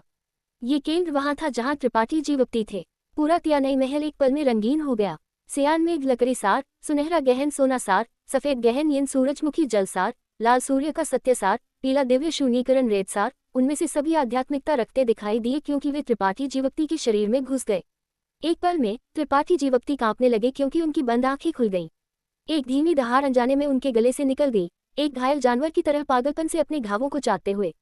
तीव्र दर्द, एक अकल्पनीय दर्द इस क्षण में उनके पूरे शरीर में फैल गया, जिससे त्रिपाठी जीवोक्ति को ऐसा महसूस हुआ जैसे वह टुकड़ों में कुचल दिए जा रहे थे। इस तरह का दर्द लड़ाई में घायल होने की तुलना में कुछ ऐसा नहीं था। यह एक तरह का दर्द था जो उनकी आत्मा में गहराई तक प्रवेश कर गया था। एक पल में त्रिपाठी जीवोक्ति समझ गए कि 5 तत्व अविनाशी तलवार टेम्परेंट कला में एक खेती करने वाले के लिए इतनी कठोर आवश्यकताएं क्यों थीं। अगर किसी का शरीर पर्याप्त मजबूत नहीं था तो एक बार जब 5 सर्वोच्च खजाने का विश्वसार उनके शरीर पर हमला करेगा तो वे तुरंत विस्फोट करेंगे और मर जाएंगे। खेती के बारे में बात करने का क्या मतलब था? अगर किसी की आध्यात्मिक शक्ति पर्याप्त मजबूत नहीं थी तो वे इस तरह के दर्द का सामना नहीं कर पाएंगे। जल्द या बाद में वे दर्द से पागल हो जाएंगे और आखिरकार राक्षस जाति बन जाएंगे। त्रिपाठी जीवोक्ति को महसूस हुआ कि उन्होंने पहले से ही आवश्यकताओं को पूरा कर लिया था, लेकिन जब उन्होंने वास्तव में खेती शुरू की तो उन्होंने पाया कि उन्होंने इसे हल्के में ले लिया था। वह दृढ़ता जिस पर उन्हें हमेशा गर्व रहा था, इस आत्मा को चूसने वाले यातना के सामने बस उल्लेख करने योग्य नहीं थी और वह लगभग मौके पर ही गिर गए। बेशक यह इस तथ्य से भी संबंधित था कि उन्होंने जो सामग्री चुनी थी वह बहुत उच्च गुणवत्ता की थी। अगर उन्होंने उन्हें मेघ लकड़ी से बदल दिया होता तो यह इतना दर्दनाक नहीं होता। हालांकि इसने त्रिपाठी जीवोक्ति की तंत्रिकाओं को भी उत्तेजित किया। खेती के रास्ते पर चलते हुए वह कितनी बार जीवन और मृत्यु के बीच भटके थे। उन्होंने कितनी बार भारी नुकसान उठाया था और निराशाजनक स्थितियों का सामना किया था, लेकिन कदम दर कदम उन्होंने उन पर काबू पाया था। अगर वह यहाँ विफल हो गए तो उनकी सालों की मेहनत व्यर्थ हो जाएगी। किसी और चीज का जिक्र न करें, जब उन्हें पहली बार उच्च गगन मंडप में शुभहीन काली किताब मिली तो उन्होंने इसे अपना मालिक पहचानने और इसे खोलने में सफल होने के लिए अपनी खुद की दृढ़ता पर भरोसा किया था, जिससे उन्हें अदम्य सुनहरा कंकाल प्राप्त हुआ। अदम्य गौरव भी एक रहस्यमय मार्शल कौशल था जिसे उन्होंने एक निराशाजनक स्थिति में समझा था। हालांकि जैसे जैसे वह मजबूत होते गए, इसने धीरे धीरे अपनी उपयोगिता खोने शुरू कर दी। यह अभी भी एक मार्शल कौशल था जिसे उन्होंने अदम्य सुनहरा कंकाल से समझा था। यह उनका अपना मार्शल कौशल था। इस मार्शल कौशल के जन्म का भी पाटिल सुमित्रा सुयान के साथ एक बहुत बड़ा लेना देना था। ये वही थी जिसने उन्हें कई दिनों तक जमाने के लिए एक तरीका इस्तेमाल किया था, इससे पहले कि वह इसे समझने में सक्षम थे। उनके दिमाग में सभी प्रकार के भटकाने वाले विचारों के साथ त्रिपाठी जीवक्ति ने अनजाने में अदम्य गौरव का उपयोग किया। उनके आश्चर्य के लिए उन्होंने जो दर्द महसूस किया वह वास्तव में थोड़ा कमजोर हो गया। हालांकि यह उल्लेख करने योग्य नहीं था, ये वास्तव में कमजोर हो गया था। त्रिपाठी जीवक्ति की भान सिकुड़ गई और उन्होंने तुरंत अपनी आत्मा अवतार को अपनी ज्ञान सागर में वापस भेज दिया ताकि इसे स्थिर किया जा सके। अब अपने शरीर और बाहरी दुनिया में होने वाले परिवर्तनों पर ध्यान नहीं दे रहे थे। पॉपिंग आवाजों की एक श्रृंखला गूंज उठी। पहले आसमानी मीनार के अंदर त्रिपाठी जीवक्ति की त्वचा इंच दर इंच फटने लगी क्योंकि पीला सुनहरा रक्त बाहर निकला, एक पल में उनके कपड़ों को भिगो दिया। न केवल उनका शरीर ऐठ रहा था और उनकी त्वचा फूट रही थी, यहाँ तक कि उनकी मेरिडियन भी 5 तत्व विश्व खजाने की विनाशकारी शक्ति का सामना करने में असमर्थ थी और टूटने लगी। सुनहरे रक्त की शक्तिशाली पुनर्स्थापना क्षमता इस क्षण में स्पष्ट रूप से प्रदर्शित हुई। उनकी फटी त्वचा, फटी मांसपेशियां और टूट चुकी मेरिडियन अत्यंत कम समय में पूरी तरह से मरम्मत कर दी गई और फिर वे एक बार फिर फटी और विस्फोट हुई। ये चक्र बार बार दोहराया गया और ऐसा लग रहा था जैसे ये कभी नहीं रुकेगा। जैसे जैसे समय बीतता गया और ये प्रक्रिया जारी रही, त्रिपाठी जीवक्ति का शरीर धीरे धीरे एक स्पष्ट डिग्री तक मजबूत होता गया। इतना ही नहीं, उनके शरीर में संत शक्ति भी अधिक शुद्ध और अधिक जोरदार लगने लगी, जबकि उनकी आध्यात्मिक शक्ति को भी कुछ हद तक शांत किया गया था। हालांकि 5 तत्व अविनाशी तलवार टेम्परिंग कला एक गुप्त तकनीक थी जिसका उपयोग विशेष रूप से किसी के शरीर को शांत करने के लिए किया जाता था। इसकी खेती करने की प्रक्रिया के दौरान यह अपरिहार्य था कि किसी की संत शक्ति और आध्यात्मिक शक्ति को मजबूत किया जाएगा, जो एक साइड लाभ था। पहले आसमानी मीनार से दयनीय दहाड़ें गूंज उठी, लेकिन सौभाग्य से इस जगह की रक्षा परतों की बाधाओं द्वारा की जा रही थी, इसलिए कोई आवाज बाहर नहीं निकलेगी, अन्यथा इसने निश्चित रूप से उच्च गगन संप्रदाय के सभी लोगों का ध्यान आकर्षित किया होता। समय धीरे धीरे बीतता गया क्योंकि पूरा छायांकित सितारा सम्राट उपवन में प्रवेश करने की तैयारी कर रहा था। एक सम्राट ज़ैद एक प्रवेश स्लॉट के बराबर था। किसी भी महान शक्ति ने कई सम्राट ज़ैद प्राप्त नहीं किए थे, इसलिए उनके लिए ये तय करना कठिन था कि कौन सम्राट उपवन में प्रवेश करेगा। इस कारण से कई महान शक्तियों ने सम्राट उपवन में प्रवेश करने के लिए एक स्थान के लिए प्रतिस्पर्धा करने के लिए भीतर से प्रतिभाओं का चयन करना शुरू कर दिया। उच्च गगन संप्रदाय भी बहुत व्यस्त था। उच्च गगन संप्रदाय के पास केवल 3 सम्राट ज़ैद थे, इसलिए उन्हें एक स्थान का चयन करने की आवश्यकता नहीं थी, लेकिन उन्हें अभी भी बहुत सारी तैयारियां करने की आवश्यकता थी। केवल पहले आसमानी मीनार में त्रिपाठी जीवक्ति ही थे जो एकांतवास में प्रवेश करने के उस दिन से दिखाई नहीं दिए थे। एपिसोड 1435। आधा साल बाद एक निश्चित दिन उच्च गगन संप्रदाय का स्वागत कक्ष शोर और उत्साह से भरा हुआ था। आधा साल के इंतजार के बाद सम्राट उपवन का खुलना बस आसपास ही था। महान शक्तियां जिन्हें त्रिपाठी जीवक्ति का वादा मिला था, स्वाभाविक रूप से उच्च गगन संप्रदाय में जल्दी पहुंच गई। छाया चंद्रमा हॉल के लोग सभी परिचित चेहरे थे। कियान टोंग और फेईजीतू के अलावा वहां वेई गुचांग और डोंग शुवानर भी थे। हालांकि उनमें से सभी 4 सम्राट उपवन नहीं जा रहे थे। हालांकि छाया चंद्रमा हॉल ने पिछले 6 महीनों में तीसरा सम्राट ज़ैद प्राप्त करने के लिए एक बड़ी कीमत चुकाई थी, यह उनकी सीमा थी, इसलिए डोंग शुवानर इस बार सम्राट उपवन नहीं जाएगी। जहां तक छाया चंद्रमा हॉल का सवाल है, कियान टोंग और फेईजीतू वेई गुचान को लाने के लिए एक साथ काम करेंगे। कहने की जरूरत नहीं है, स्वच्छ आकाश संप्रदाय का समूह मोयू के नेतृत्व में था। उनके अलावा वहां एक तीसरी कोटि का शक्ति केंद्र मास्टर, एक सफेद बालों वाला बूढ़ा आदमी भी था। ये बूढ़ा आदमी स्वच्छ आकाश संप्रदाय का संप्रदाय मास्टर बू झेन था और ताकत के मामले में वह मोयू से भी मजबूत था। चेन शी ताओ ने त्रिपाठी जीवक्ति की वजह से सम्राट उपवन में प्रवेश करने के लिए एक स्थान प्राप्त किया था। तार्किक रूप से बोले तो चेन शी ताओ की योग्यता और खेती सम्राट उपवन में प्रवेश करने के लिए पर्याप्त नहीं थी। स्वच्छ आकाश संप्रदाय प्रतिभाओं से भरा हुआ था और युवा पीढ़ी के अनगिनत शिष्य थे जिनकी खेती और योग्यता उससे अधिक थी। हालांकि मोयू और गू झेन दोनों चालाक बूढ़े आदमी थे और जानते थे कि उच्च गगन संप्रदाय के साथ संबंध स्थापित करने में सक्षम होना पूरी तरह से चेन शी ताओ के अस्तित्व पर निर्भर था, इसलिए स्वाभाविक रूप से वे सम्राट उपवन की इस यात्रा पर उसे नहीं छोड़ेंगे। इसके विपरीत पिछले 6 महीनों के दौरान स्वच्छ आकाश संप्रदाय ने उसे कई कीमती गोलियां और दवाएं भी दी थी और संप्रदाय के कई महान बड़ों ने गुप्त तकनीकों का उपयोग करके उसे शक्ति केंद्र कोटि की पहली कोटि में तोड़ने में मदद की थी। इसके लिए उन्होंने जो कीमत चुकाई थी वह छोटी नहीं थी। चेन शी ताओ त्रिपाठी जीवक्ति के लिए अत्यंत आभारी थी। बू झेन और मोयू के पीछे खड़ी उसकी सुंदर आंखें चारों ओर झांकती रही, त्रिपाठी जीवक्ति को व्यक्तिगत रूप से धन्यवाद देना चाहती थी। छाया चंद्रमा हॉल और स्वच्छ आकाश संप्रदाय वादे के अनुसार पहुंच गए थे, इसलिए स्वाभाविक रूप से रंगीन कांच संप्रदाय पीछे नहीं छूटा था। जैसा कि कियान टोंग ने उम्मीद की थी, दाई युआन के पास अब सम्राट उपवन में प्रवेश करने की योग्यता भी थी और रंगीन कांच संप्रदाय का भाग्य काफी अच्छा था, वास्तव में छाया चंद्रमा हॉल से एक और सम्राट जेड प्राप्त किया। उन्हें प्रवेश करने के लिए कुल 4 स्थान दिए। संप्रदाय मास्टर गोंग शिंगहे व्यक्तिगत रूप से आए थे और उनके और दाई युआन के अलावा शेष 2 लोग गोंग आओफू और यिनसू डाई थे। इस क्षण में यिनसू डाई अपने दांत पीस रही थी। उसके लाल होंठ थोड़ा कांप रहे थे क्योंकि उसने दबी आवाज में कुछ बुदबुदाया। अपने चेहरे पर एक उदास अभिव्यक्ति के साथ समय समय पर दाई युआन की ओर घूर रही थी। दाई युआन दूसरी ओर इस पर एक अंधा कान कर दिया। चेन शी ताओ की तरह उसका ध्यान पूरी तरह से हॉल के बाहर केंद्रित था, जैसे वह किसी चीज का इंतजार कर रही थी। उसकी खेती अब भी शक्ति केंद्र कोटि की पहली कोटि पर थी, लेकिन चेन शी ताओ के विपरीत वह दूसरों की मदद के बिना खुद ही टूट गई थी। गोंग शिंगहे और गोंग आओफू दोनों इस परिणाम से बहुत हैरान थे। उनमें से किसी ने भी उम्मीद नहीं की थी कि दाई युआन इतनी जल्दी शक्ति केंद्र कोटि में टूट जाएगी। अगर ऐसा नहीं होता तो वे दोनों दाई युआन को सम्राट उपवन में प्रवेश करने की अनुमति देने के लिए सहमत नहीं होते। ये ठीक इसलिए था क्योंकि दाई युआन ने योग्यता और खेती की गति दिखाई जो यिनसू डाई से कम नहीं थी कि वे दोनों सहमत हुए। किसी भी मामले में वह अपने ही संप्रदाय की शिष्य थी, इसलिए सम्राट उपवन में उसके प्रवेश करने में कुछ भी गलत नहीं था। उच्च गगन संप्रदाय से गुजरने के इस अवसर का लाभ उठाते हुए दाई युआन पहले सम्राट उपवन में प्रवेश कर सकती थी। इन 3 संप्रदायों के लोगों के अलावा हॉल में 2 अपरिचित चेहरे भी थे। दोनों शक्ति केंद्र कोटि के तीसरी कोटि के मास्टर थे जिनके चेहरे मौसम के अनुकूल और पुराने थे। त्रिपाठी जीवप्ती ने उनसे पहले कभी निपटा नहीं था, लेकिन ये दोनों छायांकित सितारे पर काफी प्रसिद्ध थे। तेरते कोहरे महल के संप्रदाय मास्टर और महान बुजुर्ग। तेरते कोहरे महल भी छायांकित सितारे पर एक प्रथम श्रेणी की शक्ति थी, इसलिए इसके संप्रदाय मास्टर और महान बुजुर्ग की खेती स्वाभाविक रूप से कम नहीं थी। उनके यहाँ होने का कारण पूरी तरह से ये था कि उन्होंने उच्च गगन संप्रदाय को एक सम्राट जैद सौंपा था। ये सम्राट जैद था जिसने उच्च गगन संप्रदाय को अपने द्वार और बाधाओं को खोलने और उन्हें अंदर स्वागत करने की अनुमति दी थी। इस क्षण में स्वागत कक्ष में 7 या 8 शक्ति केंद्र कोटि के तीसरी कोटि के मास्टर थे, साथ ही 3 संप्रदाय मास्टर और संप्रदाय मास्टर थे, लेकिन उनमें से किसी ने भी जोर से बोलने की हिम्मत नहीं की। वे सभी गंभीर अभिव्यक्ति पहनते थे। कारण सरल था, ये कसी यून यहाँ थी, इसलिए उसके यहाँ होने पर कौन दुस्साहस करने की हिम्मत करेगा। थोड़ी देर के लिए कुछ चाय पीने और कुछ आत्मा फल खाने के बाद कियान टोंग ने हल्के से खांसा और मेज के शीर्ष पर बैठी त्रिपाठी उत्तम यांग यान की ओर मुड़ा और पूछा, बहन त्रिपाठी उत्तम, क्या त्रिपाठी जीवप्ती अभी तक बाहर नहीं आए हैं? त्रिपाठी उत्तम यांग यान ने ये सुना और धीरे से सिर हिलाया, अभी तक नहीं। कियान टोंग ने भान सिकुड़ी और थोड़ा चिंतित महसूस करने में मदद नहीं कर सका। वह अब लगभग आधे साल से एकांतवास में है और अब जब सम्राट उपवन खुलने वाला है वह इस अवसर को नहीं छोड़ेगा, है ना? आपकी चिंता के लिए धन्यवाद बुजुर्ग कियान, लेकिन मुझे नहीं लगता कि वह इस अवसर को छोड़ेगा। शायद वह कुछ दिनों में बाहर आ जाएगा। त्रिपाठी उत्तम यांग यान हल्के से मुस्कुराए और हालांकि उसकी अभिव्यक्ति शांत थी, वह वास्तव में अंदर से काफी चिंतित थी।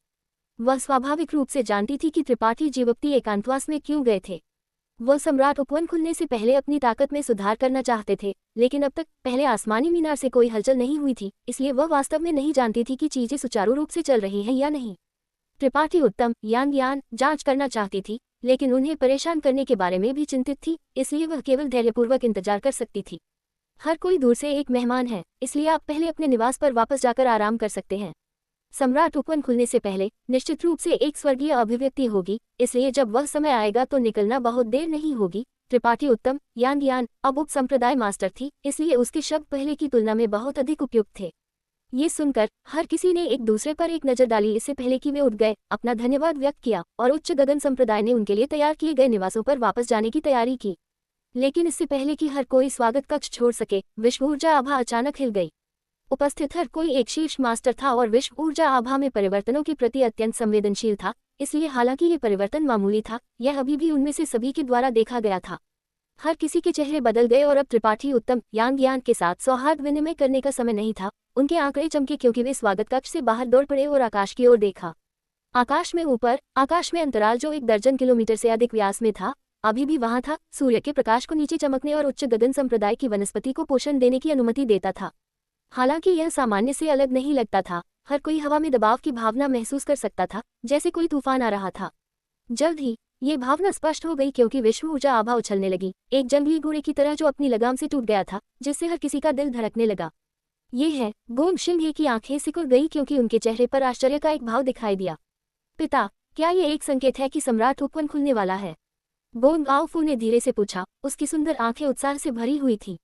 अभी अभी त्रिपाठी उत्तम यांग यान ने कहा था कि अगर सम्राट उपवन वास्तव में खुला तो एक स्वर्गीय अभिव्यक्ति होगी, लेकिन उसने इतनी जल्दी दिखाई देने की उम्मीद नहीं की थी। कई लोगों के पास उसके समान विचार था। कियान टोंग, फेजी तू, बू झेन, मोयू और तैरते कोहरे महल के 2 मास्टर सभी प्रतीक्षा की अभिव्यक्ति पहनते थे। लेकिन जल्द ही इन शीर्ष मास्टरों ने भान सिकोड़ी क्योंकि उन्होंने अपनी निगाहें वापस ले ली और दूसरी दिशा में देखने के लिए मुड़े। नहीं, कोई टूटने वाला है, कियानटोंग ने फुसफुसाया, लेकिन बोलने के बाद वह एक पल के लिए जम गया इससे पहले कि एक उत्साहित अभिव्यक्ति ने उनके बूढ़े चेहरे को भर दिया। त्रिपाठी जीवप्ती। उन्होंने तुरंत मुख्य बिंदु के बारे में सोचा। त्रिपाठी उत्तम यांग यान की अभिव्यक्ति भी खुश हो गई क्योंकि उनका आंकड़ा चमका और वह पहले आसमानी मीनार की ओर दौड़ पड़ी। अन्य लोग स्वाभाविक रूप से पीछा करना चाहते थे और देखना चाहते थे कि क्या चल रहा था, लेकिन इससे पहले कि वे कर सकते, ये कसीयुन का कोमल शरीर चमका और उनके रास्ते को अवरुद्ध कर दिया। उसकी अभिव्यक्ति ठंडी थी क्योंकि उसने चिल्लाया, हर कोई कृपया प्रतीक्षा करें। हालांकि इनमें से अधिकांश लोगों की त्रिपाठी जीवप्ती के साथ कुछ दोस्ती थी, ये कसीयुन उन्हें कैसे बुझने दे सकती थी जब त्रिपाठी जीवप्ती टूटने वाला था। त्रिपाठी जीवप्ती एक महान क्षेत्र को तोड़ने वाला था और अगर वह हस्तक्षेप के कारण विफल हो गया तो परिणाम अकल्पनीय होंगे। इस प्रकार ये कसीयुन ने सभी को रोकने में संकोच नहीं किया। कियानटोंग और अन्य लोग स्वाभाविक रूप से इन सिद्धांतों को समझते थे और सिर हिलाया, शांत रूप से जगह पर इंतजार करते हुए क्योंकि उन्होंने लड़ाई को सामने आते देखा। उन्हें खुद को व्यवस्थित देखकर ये कसीयुन ने अब कुछ नहीं कहा और बस त्रिपाठी उत्तम यांगयान का पीछा किया। एक पल में स्वागत कक्ष के सामने केवल कियानटोंग और अन्य मेहमान ही बचे थे। भाई, क्या आपको लगता है कि भाई त्रिपाठी सुचारू रूप से टूटने में सक्षम होंगे? डोंग शुवानर ने कुछ चिंता के साथ पूछा। आखिरकार वह इस कदम पर पहले चल चुकी थी और जानती थी कि संत राजा क्षेत्र से शक्ति केंद्र कोटि में तोड़ने में कितना कठिन था। एक खेती करने वाले की खेती में हर सफलता महान जोखिमों के साथ थी। ये स्वर्ग के खिलाफ, पृथ्वी के खिलाफ और खुद के खिलाफ एक संघर्ष था। दूसरों का जिक्र न करें, जब वह और वे गुचांग शक्ति केंद्र कोटि में टूट गए तो उनमें से दोनों ने अवर्णनीय कठिनाइयों का अनुभव किया था। टूटने पर विश्व ऊर्जा का केवल बपतिस्मा ही उसके लिए सहना लगभग बहुत अधिक था और दिल राक्षसों की अंतहीन धारा ने उसे लगभग विफल कर दिया था। इस तरह की विपत्ति का किसी की योग्यता से कोई लेना देना नहीं था और यह कुछ ऐसा था जिसका सामना हर खेती करने वाले को करना पड़ता था। डोंग शुवानर के सवाल को सुनकर वे गुचांग मुस्कुराए। आश्वस्त रहे, मैं दूसरों के लिए कहने की हिम्मत नहीं करता, लेकिन भाई त्रिपाठी को शक्ति केंद्र कोटि में तोड़ने में निश्चित रूप से कोई समस्या नहीं होगी। उनके शब्द त्रिपाठी जीवप्ती में विश्वास से भरे हुए थे, जिससे यिनसु डाई ने अपने होंठ सिकोड़ लिए। हालांकि उसने कुछ भी कहने की हिम्मत नहीं की, अपने दिल में वह त्रिपाठी जीवप्ती के मरने का इंतजार नहीं कर सकती थी। उसी समय पहले आसमानी मीनार से 3 किलोमीटर दूर त्रिपाठी उत्तम यांगयान स्थिर खड़ी थी और शांत रूप से देख रही थी। उसके पहुंचने के तुरंत बाद वूई, क्यानयुए, चांकी और अन्य लोग भी पहुंच गए और एक संक्षिप्त चर्चा के बाद हर कोई समझ गया कि क्या चल रहा था।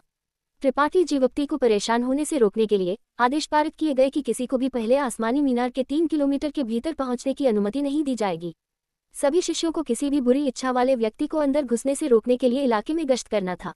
जैसे ही ये आदेश पारित किए गए, पहले आसमानी मीनार के ऊपर का वातावरण अचानक बदल गया। अचानक आकाश में एक आत्मा ऊर्जा कीप दिखाई दी। जब यह आत्मा ऊर्जा कीप पहली बार दिखाई दी तो इसने केवल कुछ दर्जन फीट के क्षेत्र पर कब्जा किया था, लेकिन पलक झपकते ही यह एक जोर से धमाके के साथ विस्तारित हो गया और तेजी से आकार में बढ़ गया। आखिरकार ये रुकने से पहले कई एकड़ आकार का हो गया। जैसे जैसे ये कीप घूमता गया, आसपास के 100 किलोमीटर ने एक विशाल चूषण बल महसूस किया और आसपास की विश्व ऊर्जा पागलपन से इसकी ओर एकत्रित हो गई। अलग अलग रंगों की रोशनी की धारियां हर किसी के पास से गुजरी, बर्फ, आग और बिजली के बोल्ट की तरह इस कीप की गति को बढ़ाती हुई, जिससे यह अधिक से अधिक शक्तिशाली होता गया। 5 तत्व विश्व ऊर्जा। ये कसीयुन ने भान सिकोड़ी क्योंकि उसके चेहरे पर आश्चर्य का एक भाव दिखाई दिया। रोशनी की ये धारियां स्पष्ट रूप से 5 तत्व विश्व ऊर्जा का अभिसरण थी। जब सम्राट उपवन में परिवर्तन हुआ तो छायांकित सितारे में इस तरह का दृश्य हुआ था। इस क्षण का दृश्य उस दिन जैसा ही था, लेकिन एक पूरी तरह से अलग पैमाने पर। पैमाने के मामले में यह स्वाभाविक रूप से उस दिन की तुलना में बहुत दूर था, लेकिन यह अभी भी काफी उल्लेखनीय था। सम्राट उपवन एक सम्राट कलाकृति थी, इसलिए उसके लिए पूरे छायांकित सितारे को प्रभावित करने में सक्षम होना उचित था। लेकिन अब संत राजा क्षेत्र से शक्ति केंद्र कोटि में टूटने वाले केवल त्रिपाठी जीवप्ती ने ही 5 तत्व विश्व ऊर्जा में इस तरह का परिवर्तन किया था, जिससे ये कसीयुन हैरान रह गई। एपिसोड 1436। क्या किसी खेती करने वाले के शक्ति केंद्र कोटि में सफलता ने इतनी बड़ी हलचल पैदा कर सकती है? जवाब जाहिर है नहीं था। ये कसीयुन एक शीर्ष तीसरी कोटि की शक्ति केंद्र मास्टर के रूप में निश्चित रूप से इस मामले पर बोलने का अधिकार रखती थी। उन्होंने कई लोगों को ये कदम उठाते और एक शक्ति केंद्र कोटि खेती करने वाला बनते देखा था। जब जी की केची ने इस प्रक्रिया का अनुभव किया तो वह व्यक्तिगत रूप से उनके बगल में खड़ी थी, लेकिन उनमें से कोई भी इस दृश्य की तुलना नहीं कर सकता था। इसे पहले से ही एक स्वर्गीय अभिव्यक्ति कहा जा सकता था। ये कसीयुन की अभिव्यक्ति आश्चर्य से भरी हुई थी क्योंकि उन्होंने अनजाने में एक रिकॉर्ड याद किया जो उन्होंने बहुत पहले एक प्राचीन किताब में पढ़ा था। उस रिकॉर्ड में कहा गया था कि अगर कोई खेती करने वाला पर्याप्त मजबूत था तो वह महान क्षेत्र में टूटते समय कुछ स्वर्गीय अभिव्यक्ति पैदा कर सकते थे। बेशक इस तरह का खेती करने वाला हमेशा 9 महाद्वीपों के लंबे इतिहास में एक दुर्लभ अस्तित्व रहा है, शायद हर 10,000 साल में एक भी दिखाई नहीं देता है। क्या ये हो सकता है कि संप्रदाय मास्टर में इतनी क्षमता हो? ईमानदारी से बोले तो ये कसीयुन और त्रिपाठी जीवक्ति की ज्यादा दोस्ती नहीं थी, नहीं वे एक दूसरे से परिचित थे। वह उच्च गगन संप्रदाय में क्यों रुकी और महान बुजुर्ग का पद संभाला, ये पूरी तरह से त्रिपाठी उत्तम ज्ञान की वजह से था। त्रिपाठी उत्तम ज्ञान के अलावा उन्होंने कभी किसी और को नहीं देखा था। अपनी दृष्टि से वह स्वाभाविक रूप से देख सकती थी कि त्रिपाठी जीवक्ति औसत संत राजा क्षेत्र खेती करने वाले से कहीं अधिक शक्तिशाली थे, अभिजात वर्ग में एक कुलीन, लेकिन फिर भी इसका उन पर कोई प्रभाव नहीं पड़ा था। लेकिन इस क्षण में वह मदद नहीं कर सकी, लेकिन एक नई रोशनी में त्रिपाठी जीवक्ति को देखने लगी। अगर उनका अनुमान सही था तो इस संप्रदाय मास्टर का भविष्य अथाह होगा। ऐसा सोचकर ये कसीयुन की सुंदर आंखों में एक अजीब रोशनी चमकी, क्योंकि वह इसका इंतजार करने लगी। आकाश में ऊपर विशाल विश्व ऊर्जा कीप में स्वर्ग और पृथ्वी को नष्ट करने के लिए पर्याप्त ऊर्जा उतार चढ़ाव थे, और जैसे जैसे 5 तत्वों की विश्व ऊर्जा अंदर आती रही, ये कीप एक रंगीन रंग लेने लगा, क्योंकि ये पहले आसमानी मीनार के ऊपर उल्टा लटका हुआ था, लगातार घूम रहा था। देखने में एक भयानक दृश्य था। यहाँ तक कि 3 किलोमीटर दूर खड़े होकर भी हर कोई आकाश से उतरते हुए पहाड़ को कुचलने वाले दबाव को महसूस कर सकता था। त्रिपाठी जीवक्ति का जिक्र न करें, जो सीधे कीप के नीचे थे। कोई नहीं जानता था कि इस क्षण में वह कितने दबाव में थे। पहले आसमानी मीनार के बाहर प्रकाश का एक विस्फोट जंगली ढंग से चमका, क्योंकि पहले आसमानी मीनार के आसपास की कई बाधाओं ने दबाव पर प्रतिक्रिया दी। महान बुजुर्ग संप्रदाय नेता कैसा है? चाणक्य और अन्य लोग चिंतित थे, लेकिन उनमें से किसी ने भी जांच करने के लिए अपनी दिव्य चेतना जारी करने की हिम्मत नहीं की, इसलिए उनके पास सलाह के लिए किसी उनसे पूछने के अलावा कोई विकल्प नहीं था। ये काफी सुचारू रूप से चल रहा है। आप पहले से ही विश्व सिद्धांतों को छू चुके हैं, ये कसीयुन ने हल्के से जवाब दिया। जब चाणक्य और अन्य लोगों ने ये सुना तो वे बहुत खुश हुए। स्वर्ग और पृथ्वी के कानूनों को छूने का मतलब था कि त्रिपाठी जीवक्ति टूटने के करीब थे। हालांकि वह सफल हो पाएगा या नहीं, यह इस बात पर निर्भर करेगा कि क्या वह स्वर्ग और पृथ्वी की ऊर्जा के बपतिस्मा का सामना कर सकता है। हर किसी की अभिव्यक्ति थोड़ी बदल गई। वे सभी अपने चेहरों पर चिंतित अभिव्यक्ति के साथ चुप हो गए। स्वर्ग और पृथ्वी की ऊर्जा का बपतिस्मा एक प्रक्रिया थी जिससे एक खेती करने वाले को उच्च क्षेत्र तक पहुंचने के लिए गुजरना पड़ता था। इस प्रक्रिया के दौरान खेती करने वाले को अकल्पनीय पीड़ा और दर्द सहन करना पड़ता था। ये एक खेती करने वाले की समग्र गुणवत्ता का परीक्षण और माप करने के लिए सबसे अच्छा मानक भी था। एक बार सफल होने पर किसी की ताकत एक बड़े अंतर से बढ़ जाएगी, इस प्रकार रुकावट को तोड़कर अगले क्षेत्र तक पहुंच जाएगी। अगर वह विफल हो गया, कम से कम वह बुरी तरह से घायल होगा, कम से कम उसका शरीर विस्फोट करेगा और वह मर जाएगा। आखिरकार ये स्वर्ग और पृथ्वी की ऊर्जा का एक बपतिस्मा था, और अगर वह विफल हो गया तो परिणाम निश्चित रूप से अच्छा नहीं होगा। हर साल अनगिनत खेती करने वाले इस मोड़ पर गिर जाते थे, इसलिए एक खेती करने वाले के लिए एक महान क्षेत्र को तोड़ना एक अवसर और एक चुनौती दोनों था। सबसे योग्य के अस्तित्व का कानून इस क्षण में स्पष्ट रूप से परिलक्षित हुआ। एक साधारण खेती करने वाला एक महान क्षेत्र को तोड़ते समय इस तरह की एक अद्भुत स्वर्गीय अभिव्यक्ति कैसे बना सकता था? त्रिपाठी जीवक्ति ने यह किया था, जो निश्चित रूप से एक जॉयस और चौंकाने वाला मामला था, लेकिन चूंकि वह इस बिंदु पर पहुंच गए थे, वह केवल सफल हो सकते थे, विफल नहीं।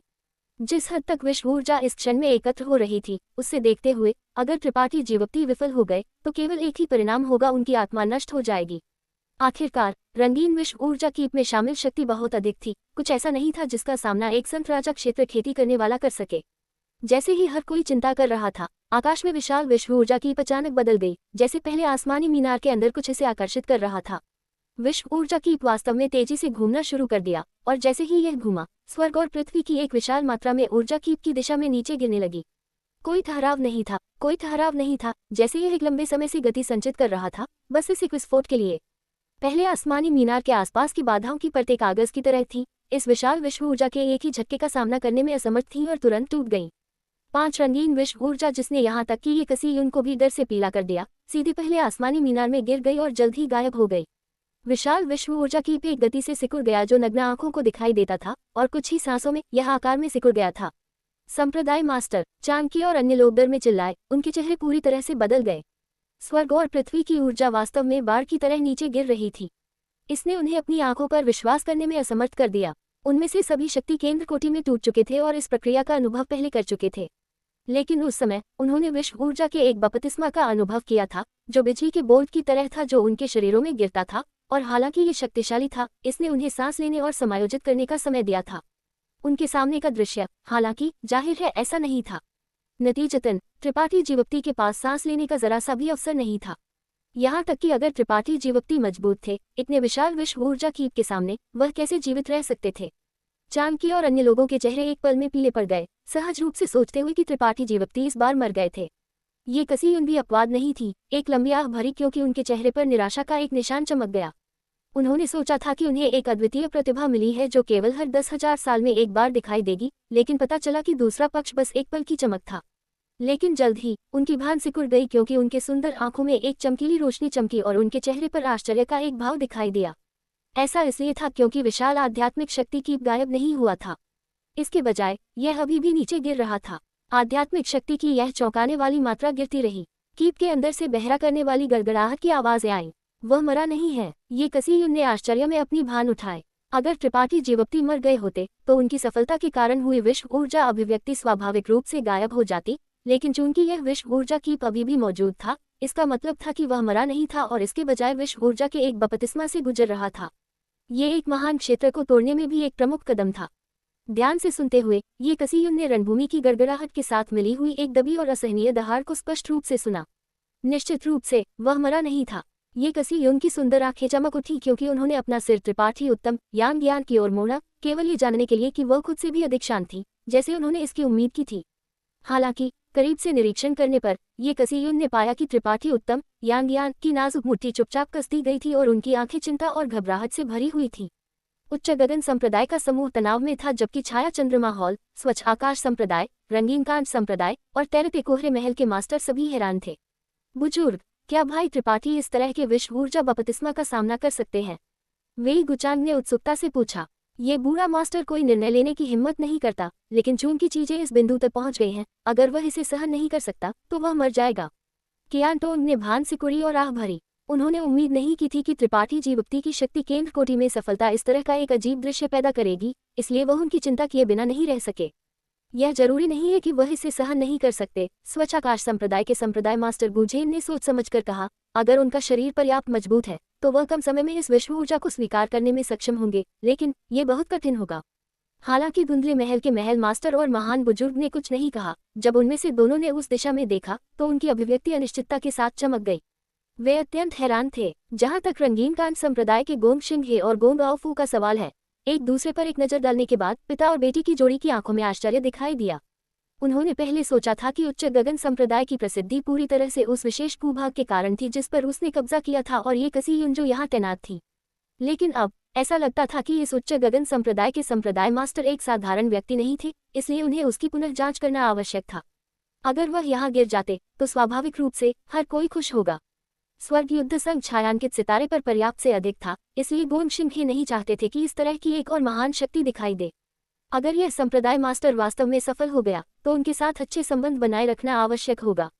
हर किसी के अलग अलग विचार थे, लेकिन वे जो भी सोच रहे थे, हर किसी का ध्यान विशाल 5 रंगों की आत्मा शक्ति कीप पर केंद्रित था। थोड़ी ही देर में 5 रंगों की कीप बहुत सिकुड़ गई लगती थी। पहले की तुलना में ये केवल आधा आकार का था और यह अभी भी तेजी से सिकुड़ रहा था। थोड़ी देर बाद हर किसी की आंखों के सामने विशाल 5 रंगों की कीप गायब हो गई और सभी विश्व ऊर्जा जो उसके अंदर शामिल थी अब पहले आसमानी मीनार में गिर रही थी। मूल रूप से दमनकारी वातावरण और वह भयानक दमनकारी भावना भी उसी समय गायब हो गई। आकाश एक बार फिर अपने मूल स्पष्ट रंग में लौट आया। सूरज गिर गया और नीला आकाश साफ था, जैसे इसे साफ धोया गया हो। हजारों मील तक कोई बादल दिखाई नहीं दे रहा था। केवल 5 रंगीन विश्व ऊर्जा के कुछ अवशेष अभी भी पहले आसमानी मीनार के ऊपर जाल से बची हुई मछली की तरह तैर रहे थे। पूरा उच्च गगन संप्रदाय चुप लगता था, क्योंकि हर किसी की आंखें पहले आसमानी मीनार पर केंद्रित थी, सोच रहा था कि यह कैसा चल रहा था। लेकिन कोई हलचल नहीं थी, केवल एक घातक चुप्पी, जैसे त्रिपाठी जीवप्ती वास्तव में गिर गए थे। वू यी और कियान युए के चेहरे पीले पड़ गए। विफल हो गया। वू यी और अन्य लोगों ने इसके बारे में सोचना जारी रखने की हिम्मत नहीं की, लेकिन उनके सामने का दृश्य केवल विफलता के रूप में समझाया जा सकता था।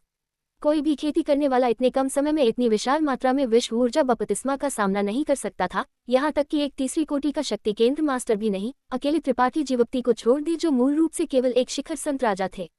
हालांकि उनमें से दोनों इस क्षेत्र तक नहीं पहुंचे थे, उनकी दृष्टि अभी भी काफी अच्छी थी। चाणक्य और अन्य लोगों ने भी राख जैसे चेहरे पहनते थे। तुम सब किसके लिए रो रहे हो? ये कसीयुन ने हल्के से भान सिकुड़ी। क्या आपको लगता है कि वह मर गया? चाणक्य चौंक गए जब उन्होंने ये सुना और आश्चर्य में उनकी ओर मुड़े। थोड़ी देर के लिए झिझक रहे थे, इससे पहले कि पूछा, महान बुजुर्ग, आपका मतलब है? ये कसी उनके मुंह के कोने ऊपर की ओर मुड़े क्योंकि उनके आमतौर पर ठंडे चेहरे पर एक मुस्कान खिल गई। उन्हें कुछ मनमोहक लगने लगा क्योंकि उन्होंने अपने बालों में कंघी की और तेज नाराजगी के साथ कहा, हालांकि यह रानी नहीं जानती कि उसने ये कैसे किया। वह मरा नहीं है।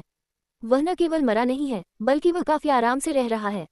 Colon episode 1437। ये कसी उनकी बातें सुनकर चाणक्य और अन्य सभी ने हैरान अभिव्यक्ति पहनी। चूंकि वह नहीं मरे थे, इसका मतलब था कि उनकी सफलता सफल रही थी। चाणक्य और अन्य शायद ही अपने कानों पर विश्वास कर सके, लेकिन चूंकि ये शब्द ये कसी ने बोले थे, उनमें स्वाभाविक रूप से महान अधिकार था, इसलिए किसी ने सवाल नहीं किया। उनमें से सभी ने आश्चर्य में पहले आसमानी मीनार की ओर अपनी निगाहें मोड़ दी। जैसे ही ये कसी उनकी आवाज गिरी, पहले आसमानी मीनार के ऊपर विश्व ऊर्जा आभा अचानक फिर से बदल गई। यह आभा जल्दी से एकत्र हो गई और एक विशाल हथेली में बदल गई। स्वर्ग और पृथ्वी को ढकते हुए ये हथेली एक रहस्यमय शक्ति उत्सर्जित करती हुई लगती थी जो हर किसी के सामने प्रकाश को रोकने के लिए पर्याप्त थी। उसने अपनी मुट्ठी भींच ली और 5 रंगों की आत्मा ऊर्जा के कुछ धागे पकड़ लिए जो जाल से फिसल गए थे। फिर उसने उन्हें धीरे से वापस खींच लिया और पहले आसमानी मीनार में चमक गया, बिना किसी निशान के गायब हो गया। ये दृश्य देखकर ये कसी हैरान थी, लेकिन उनके मुंह के कोने पर मुस्कान और भी चौड़ी हो गई क्योंकि उन्होंने बुदबुदाया, ये छोटा बच्चा। वह 5 रंगों की विश्व ऊर्जा के आखिरी कुछ धागों को भी बर्बाद नहीं करना चाहते थे। इससे पहले कि वे उनके शरीर में प्रवेश कर सके, उन्होंने पहुंचकर उन्हें वापस पकड़ने की पहल की थी। इस तरह का काम करने का फुर्सत होने का मतलब था कि सब कुछ ठीक चल रहा था। ये कसी मदद नहीं कर सकी लेकिन हंस पड़ी। अच्छा, बिखर जाओ। त्रिपाठी जीवप्ती के बारे में चिंता करने की कोई जरूरत नहीं है। त्रिपाठी उत्तम यांग ने आखिरकार राहत की सांस ली और सबको चिल्लाया। हाँ, चाणक्य और अन्य ने सम्मानपूर्वक जवाब दिया इससे पहले कि वे जल्दी से चले गए। महान बुजुर्ग, वह अभी टूट गए हैं और उन्हें अपने क्षेत्र को मजबूत करने के लिए कुछ समय चाहिए होगा, इसलिए मुझे यहाँ खड़े होकर पहरेदारी करने के लिए आपको परेशान करना होगा। त्रिपाठी उत्तम यांग ने ये कसी को आदेश दिया। हाँ मास्टर, ये कसी ने धीरे से सिर हिलाया। वह त्रिपाठी उत्तम यांग के सभी आदेशों का पालन करेगी। पहले आसमानी मीनार पर एक नजर डालते हुए त्रिपाठी उत्तम यांग मुस्कुराए इससे पहले कि उनका आंकड़ा चमका और गायब हो गया। अब जब सम्राट उपवन खुलने वाला था और त्रिपाठी जीवप्ती नहीं जा सकते थे, उच्च गगन संप्रदाय के सभी मामलों को ये कसी उनको संभालना पड़ा था। सौभाग्य से सुई, क्यान्युए और अन्य उनकी सहायता के लिए वहां थे, इसलिए यह बहुत कठिन नहीं था। पहले आसमानी मीनार के अंदर त्रिपाठी जीवप्ती फटे पुराने कपड़ों में थे। उनके कपड़े फटे हुए थे, उनके कपड़ों में सूखे पीले सुनहरे रक्त के निशान थे और उनके बाल बिखरे हुए थे, जिससे वह बेहद परेशान लग रहे थे, जैसे उन्होंने अभी एक भयंकर लड़ाई का अनुभव किया हो। हालांकि उनकी अभिव्यक्ति खुशी की थी, उनके चेहरे पर आराम का एक भाव था। उन्होंने इसकी उम्मीद नहीं की थी। त्रिपाठी की सफलता इतनी सुचारू रूप से चली थी। उन्होंने दिव्य शून्यता रेत प्राप्त किया था। 5 तत्वों के सर्वोच्च खजानों को एकत्र करने के बाद त्रिपाठी ने 5 तत्व अविनाशी तलवार खेती करना शुरू कर दिया था, लेकिन उन्हें इतने उच्च स्तर तक पहुंचने की उम्मीद नहीं थी। उनका मूल इरादा बस उससे परिचित होना था, लेकिन उन्होंने उम्मीद नहीं की थी। पिछले 5 महीनों में त्रिपाठी जीवप्ती ने 5 तत्व अविनाशी तलवार टेम्परेंट कला को पहले चरण तक खेती किया था, और न केवल उनकी शारीरिक ताकत में बहुत सुधार हुआ था, बल्कि उनकी संत शक्ति और आध्यात्मिक ऊर्जा में भी वृद्धि हुई थी। पहले की तुलना में उनकी समग्र ताकत में कम से कम 10 से 20% की वृद्धि हुई थी। ये 10 से 20% की वृद्धि थी जिसने उन्हें शक्ति केंद्र कोटि के महत्वपूर्ण बिंदु को छूने और शिखर संत राजा क्षेत्र की जंजीरों को छूने की अनुमति दी थी। शक्ति केंद्र कोटि में तोड़ने की प्रक्रिया में उन्हें कोई अवरोध नहीं मिला। उन्हें बस इंतजार करना पड़ा था कि सब कुछ स्वाभाविक रूप से हो जाए। अजगर गुफा पर्वत की लड़ाई में कई शक्ति केंद्र कोटि के मास्टर मर गए थे। इन शक्ति केंद्र कोटि के खेती करने वाले के अधिकांश आत्मा खंड त्रिपाठी जीवप्ती के ज्ञान सागर में अवशोषित हो गए थे और विश्व विनाशकारी स्वर्णिम प्रकाश द्वारा शुद्ध किए गए थे, लेकिन उन्होंने अभी तक उनसे निपटा नहीं था।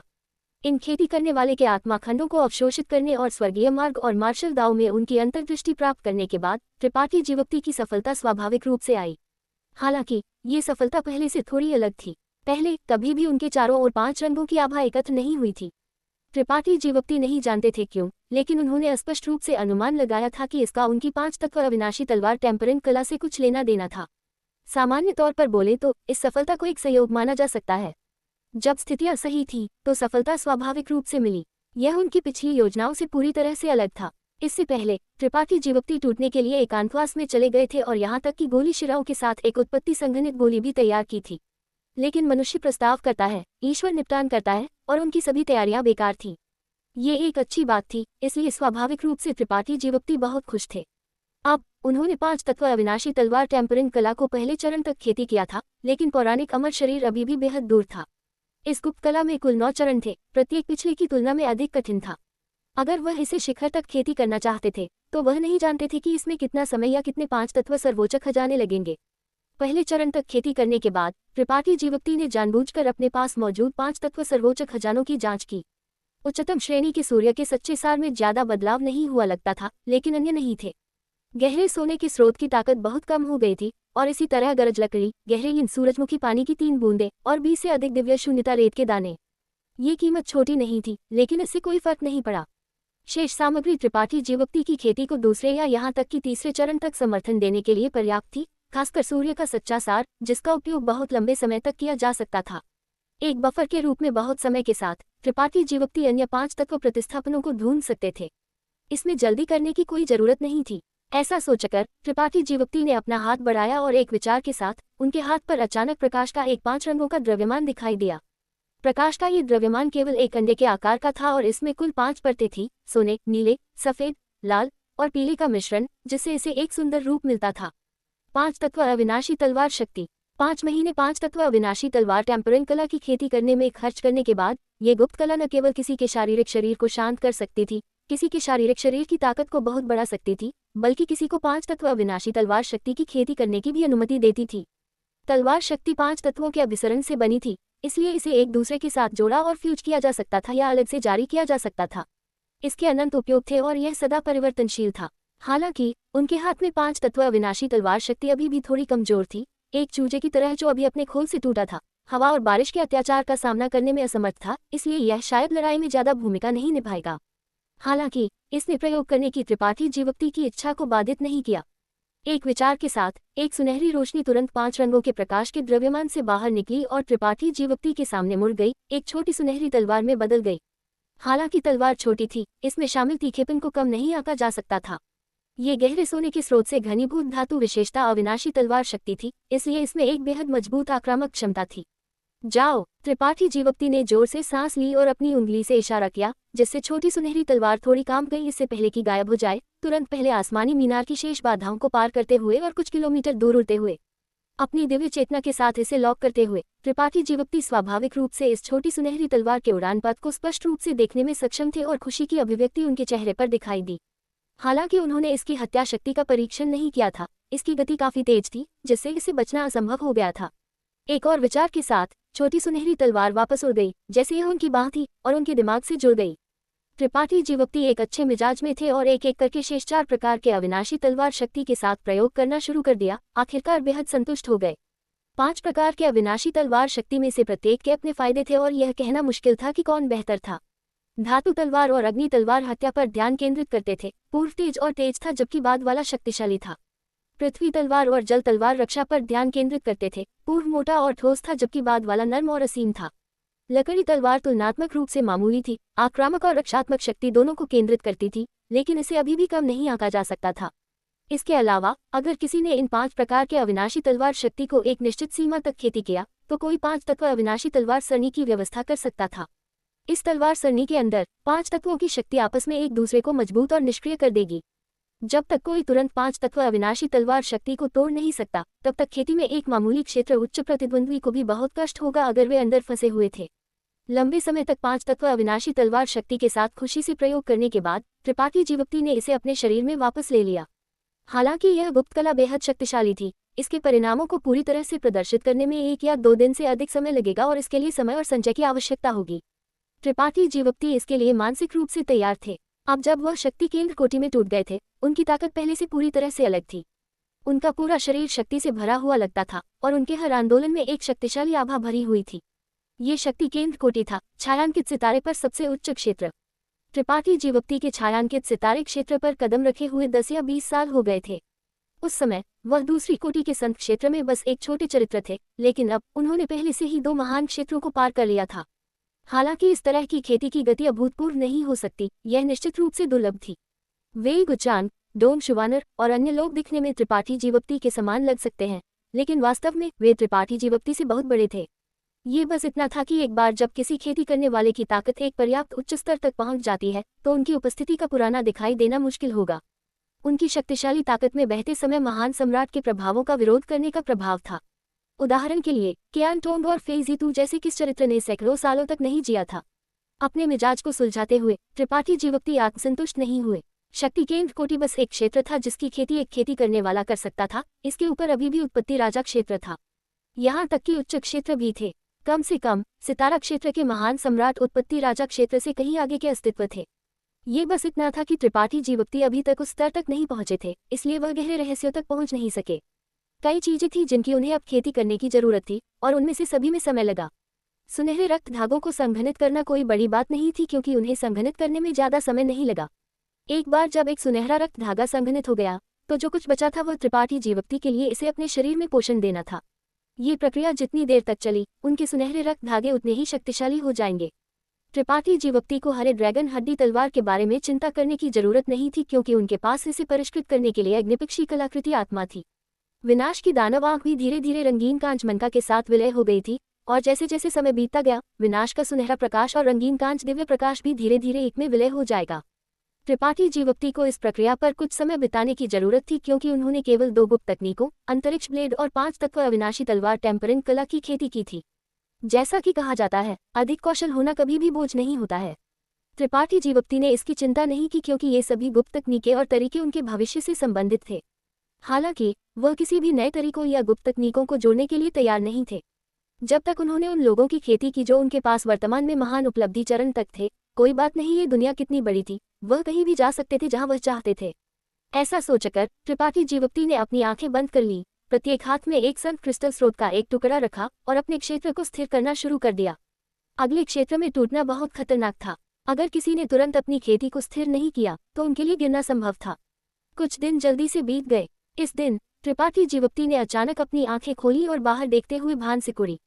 थोड़ी देर के लिए अपनी दिव्य चेतना जारी करने के बाद वह आराम से उठ गए और पहले आसमानी मीनार से बाहर निकल गए, जहां वह आधे साल से एकांतवास में थे।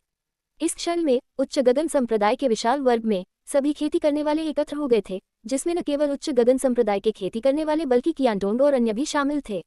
हर किसी ने ऊपर देखा, उनकी आंखें आकाश में किसी चीज से आकर्षित हुई। उनमें से सभी ने गंभीर अभिव्यक्ति पहनी थी।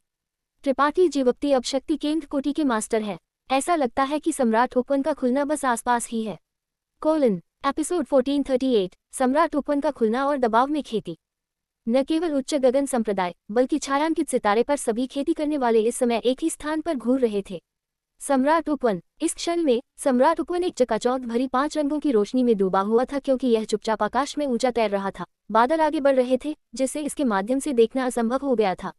सम्राट उपवन से आने वाली हलचल के साथ अचानक एक अदृश्य दबाव फैल गया। सम्राट दबाव। सौभाग्य से ये सम्राट दबाव बहुत मजबूत नहीं था, अन्यथा छायांकित सितारे पर कम से कम 80% खेती करने वालों को बड़ा दुर्भाग्य सहन करना पड़ता। वेंग। पूरे छायांकित सितारे से एक नर्म कांपने की आवाज आई, क्योंकि मुट्ठी के आकार के Z टोकन की एक श्रृंखला एक नर्म सफेद रोशनी उत्सर्जित करती हुई दिखाई दी। भले ही ये Z टोकन एक खेती करने वाले के अंतरिक्ष वलय में संग्रहित थे, इस क्षण में वे किसी रहस्यमय शक्ति से आकर्षित होते हुए लगते थे और अपने आप ही बाहर निकल गए। इन सम्राट Z के मालिकों ने पहुंचकर उन्हें पकड़ लिया। एक अकथनीय भावना उनके पूरे शरीर में फैल गई, क्योंकि उनमें से सभी कांप गए और खुशी के भाव दिखाए। सम्राट ओपन खुलने वाला था।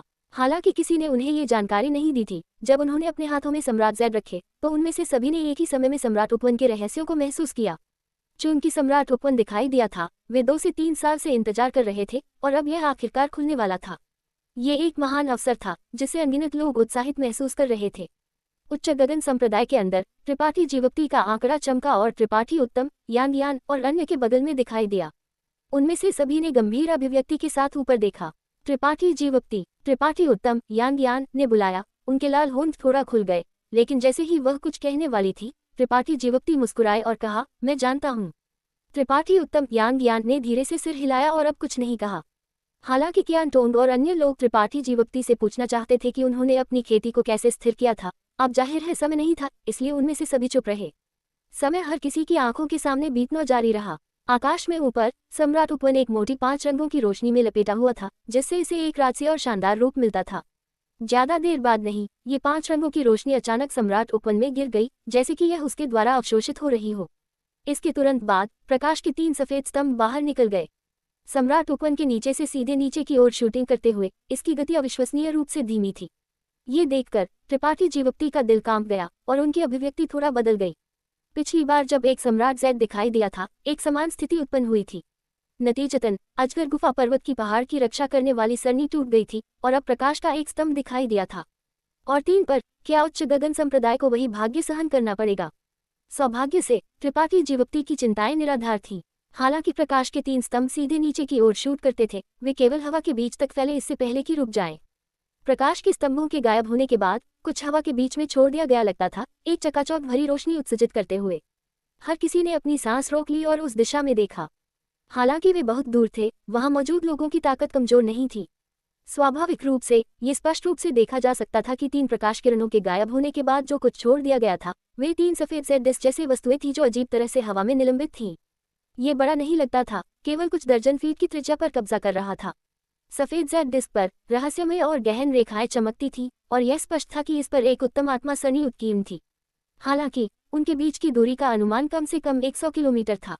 अंतरिक्ष सरनियां, त्रिपाठी उत्तम यांग यान की सुंदर आंखें एक अजीब रोशनी चिमकी। सोच समझकर उन्होंने बुदबुदाया, ऐसा लगता है कि सम्राट उपवन में प्रवेश करने के लिए इन 3 अंतरिक्ष सरनियां से गुजरना पड़ता है। तो यह ऐसा है। कियान टोंग और अन्य की आंखें चमक उठी क्योंकि वे अचानक समझ गए। इन दिनों वे सोच रहे थे कि सम्राट उपवन के खुलने के बाद इसमें कैसे प्रवेश किया जाए। आखिरकार नग्न आंखों से सम्राट उपवन का कोई स्पष्ट प्रवेश द्वार नहीं लगता था, जिससे छायांकित सितारे पर अनगिनत मास्टर्स को सिरदर्द हो जाता था। मूल रूप से उन्होंने अनुमान लगाया था कि प्रवेश द्वार सम्राट जैद से संबंधित था, जो ज्यादा देर पहले दिखाई नहीं दिया था। लेकिन अब ऐसा लगता था कि यह विचार पूरी तरह से गलत था। जब सम्राट उपवन खुला तो 3 अंतरिक्ष सरनियां दिखाई देंगी, और जब तक कोई इन अंतरिक्ष सरनियां से गुजरता है, कोई सम्राट उपवन में प्रवेश कर सकता है। सम्राट जैद का उपयोग केवल सम्राट दबाव का विरोध करने के लिए किया जाता था। एक सम्राट जैद के बिना इन 3 अंतरिक्ष सरनियां के करीब जाना असंभव था। सब कुछ अचानक स्पष्ट हो गया। ये बूढ़ा मास्टर पहले जाएगा। जैसे ही हर कोई विचार कर रहा था, एक पुरानी आवाज साइड से बुलाई गई। जैसे ही ये शब्द गिरे, 2 आंकड़े ऊपर उड़ गए और प्रकाश की धाराओं में बदल गए क्योंकि वे अंतरिक्ष सरनिया में से एक की ओर दौड़ पड़े। स्वाभाविक रूप से ये तैरता कोहरा महल का संप्रदाय मास्टर और महान बुजुर्ग था। अब जब सम्राट उपवन खुल गया था और अंतरिक्ष सरनियां दिखाई दी थी, ये दोनों स्वाभाविक रूप से अब और देरी नहीं करना चाहते थे। जैसा कि कहा जाता है, जो पहले हमला करता है वो फायदा उठाता है, इसलिए उन्होंने तुरंत सेट ऑफ किया। उन्होंने उच्च गगन संप्रदाय में प्रवेश करने और वर्ग से सम्राट उपवन के लिए सेट ऑफ करने के लिए एक सम्राट जैद की कीमत चुकाई थी, छायांकित सितारे पर हर किसी से कम आधा दिन पहले पहुंचकर। वे दोनों इस आधे दिन का फायदा उठाकर अधिक स्थानों का पता लगा सकते थे और अधिक खजानों की तलाश कर सकते थे। सम्राट उपवन के लिए उनके सेट ऑफ होने के ठीक बाद उच्च गगन संप्रदाय से लोगों के 2 अन्य समूह भी आकाश में उड़ गए, लेकिन उनके प्रस्थान का भौगोलिक स्थान संतोषजनक नहीं था। हालांकि वे उच्च गगन संप्रदाय के प्रभाव क्षेत्र के भीतर थे, वे वर्ग से काफी दूर थे।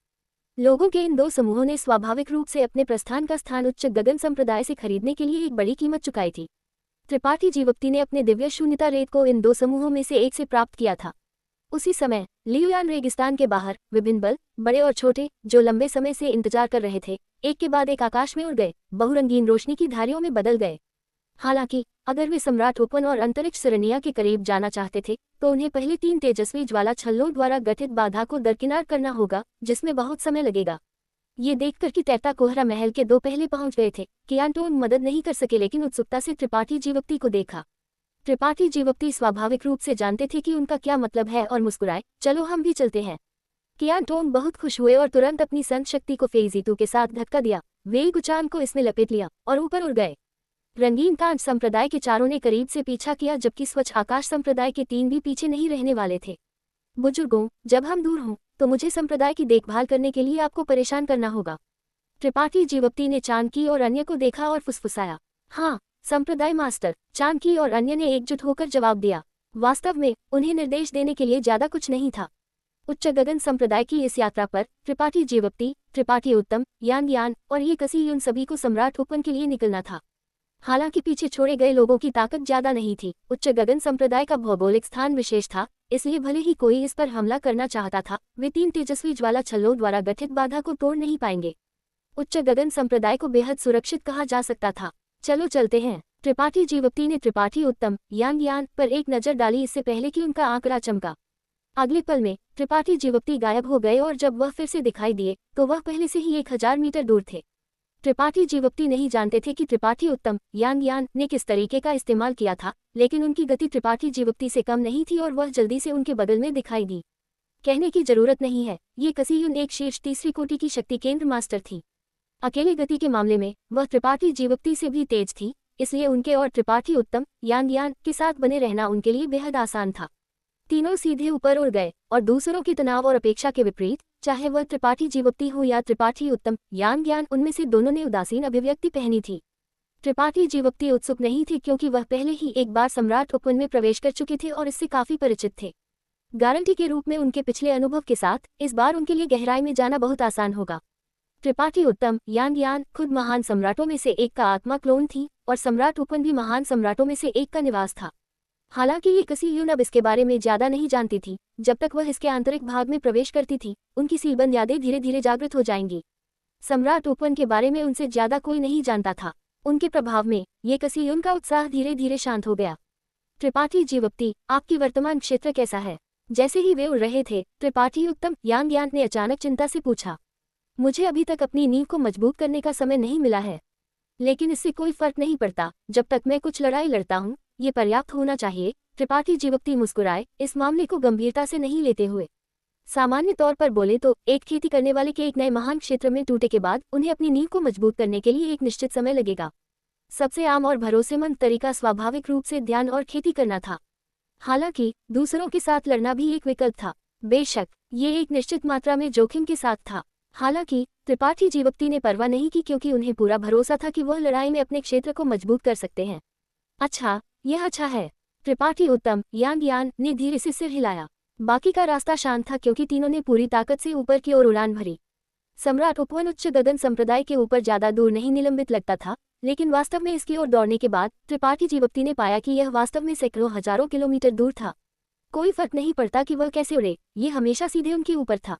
इसके अलावा जैसे जैसे उनके बीच की दूरी कम होती गई, सम्राट उपवन से निकलने वाला सम्राट दबाव मजबूत और मजबूत होता गया, एक अदृश्य दलदल की तरह जो खेती करने वाले की संत शक्ति परिसंचरण को प्रभावित करता था और खेती करने वाले की प्रगति को धीमा कर देता था। त्रिपाठी जीवोक्ति की आंखें चमक उठी, लेकिन हैरान होने के बजाय वह वास्तव में काफी खुश थे। उनके चेहरे पर एक विचारशील और उत्सुक अभिव्यक्ति दिखाई दी। 1 और 1000 मीटर या इतना उड़ने के बाद सम्राट दबाव अचानक बढ़ गया, जिससे त्रिपाठी उत्तम यान ज्ञान और ये कसी उनको अपने शरीरों के चारों ओर एक हल्की बाधा बनाने के लिए अपने सम्राट सैद के प्रभावों को उत्तेजित करने के लिए मजबूर होना पड़ा। त्रिपाठी जीवोक्ति दूसरी ओर जगह पर रुक गए। क्या हुआ? त्रिपाठी उत्तम यान ज्ञान ने उन्हें भ्रम में देखा। यह नहीं समझ पाया कि वह इस महत्वपूर्ण क्षण में क्यों रुक गए थे। आप आगे बढ़ो, मैं यहाँ खेती करना चाहता हूँ। त्रिपाठी जीवोक्ति ने उन्हें ऊपर देखा। त्रिपाठी उत्तम यान ज्ञान ने भान सिकुड़ी, लेकिन जल्द ही समझ का एक भाव दिखाया। आप यहाँ सम्राट दबाव का उपयोग करके अपने क्षेत्र शी को संघनित करना चाहते हैं। जैसे ही ये बयान बाहर आया, ये कसी यून भी चौंक गई। हाँ, त्रिपाठी जीवोक्ति ने इससे इनकार नहीं किया। यह एक जीवन में एक बार मिलने वाला अवसर है, मैं इसे आजमाना चाहता हूँ। जब वह फीजीतू और अन्य के साथ कियांटोन को बचाने गई, तो वह गिरे हुए सम्राट पर्वत में प्रवेश कर चुके थे। निंगजियान चेन ने उस समय त्रिपाठी जीवोक्ति को बताया था कि जब वह एक दिन शक्ति केंद्र कोटि में टूट जाते हैं, तो वह अपने क्षेत्र शी को संघनित करने के लिए गिरे हुए सम्राट पर्वत में प्रवेश कर सकते हैं, क्योंकि वहां सम्राट दबाव था।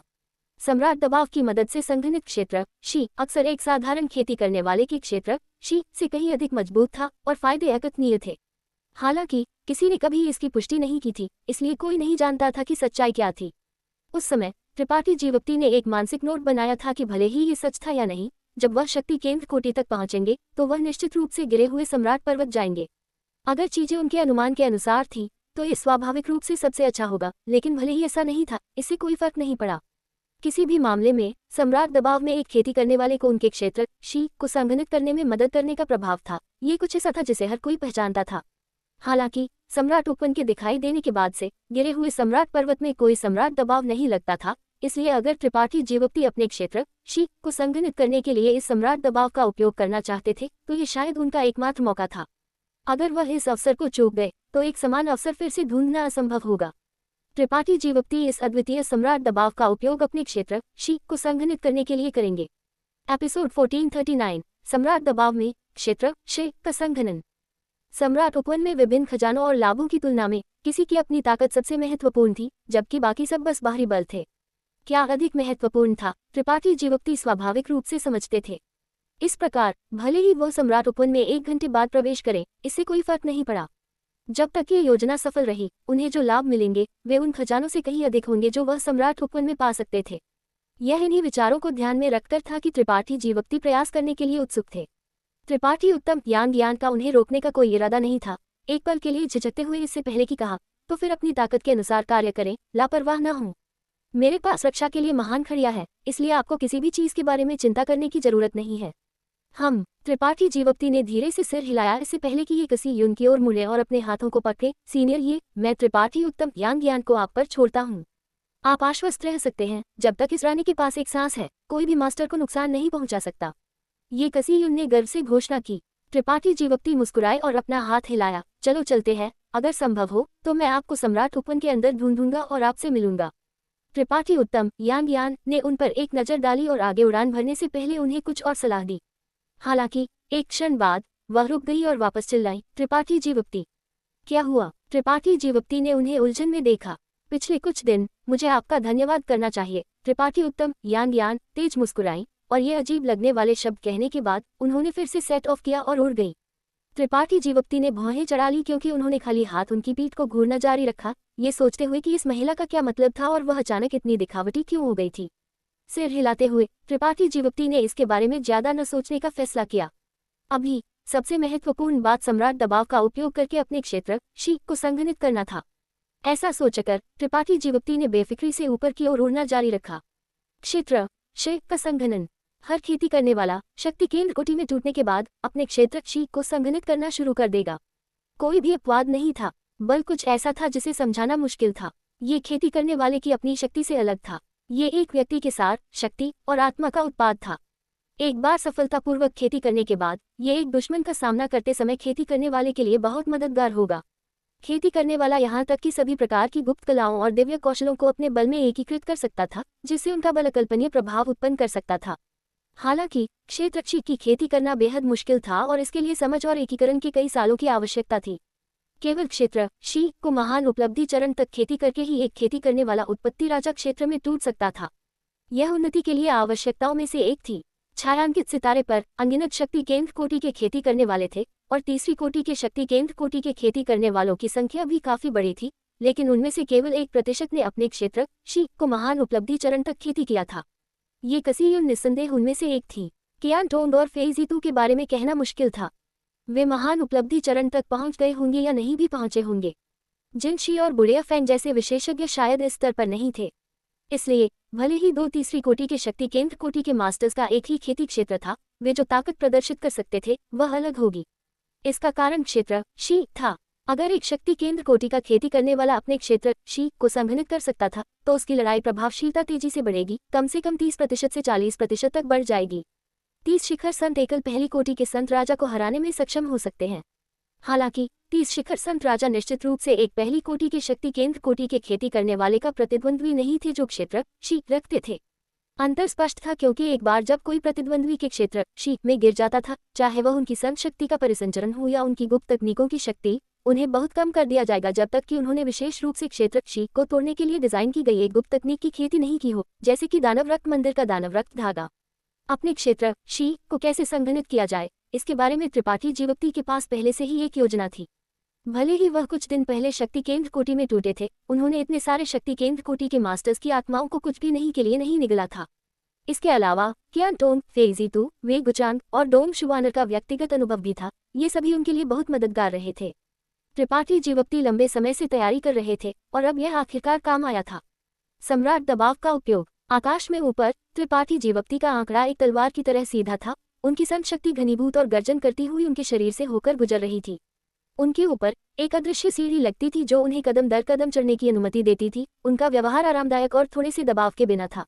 इस समय और स्थान पर सम्राट दबाव बहुत मजबूत नहीं था और केवल उनकी संत शक्ति के परिसंचरण को थोड़ा प्रभावित कर सकता था, लेकिन त्रिपाठी जीवप्ती चुपचाप अपने सार, शक्ति और आत्मा को समझने और एकीकृत करने के लिए इस दमन का फायदा उठा रहे थे।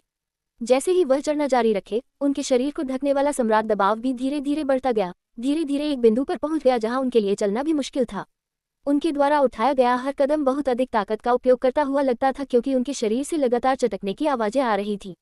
सम्राट दबाव का आवरण न केवल उनके आंदोलनों को धीमा करता था, बल्कि उनकी संत शक्ति को परिसंचरण करने की गति को भी बहुत कम कर देता था। ऐसा लगता था जैसे वह एक दलदल में थे और उनके चारों ओर की जगह भी बेहद चिपचिपी हो गई थी। त्रिपाठी जीवप्ती का चेहरा भयंकर था क्योंकि उनकी गर्दन पर नसें बाहर निकल रही थी और उनकी आंखें लाल हो गई, जिससे वह एक पागल जानवर की तरह लग रहे थे। हालांकि वह शर्मिंदा लग रहे थे, उनकी आंखों की गहराइयों में खुशी स्पष्ट थी।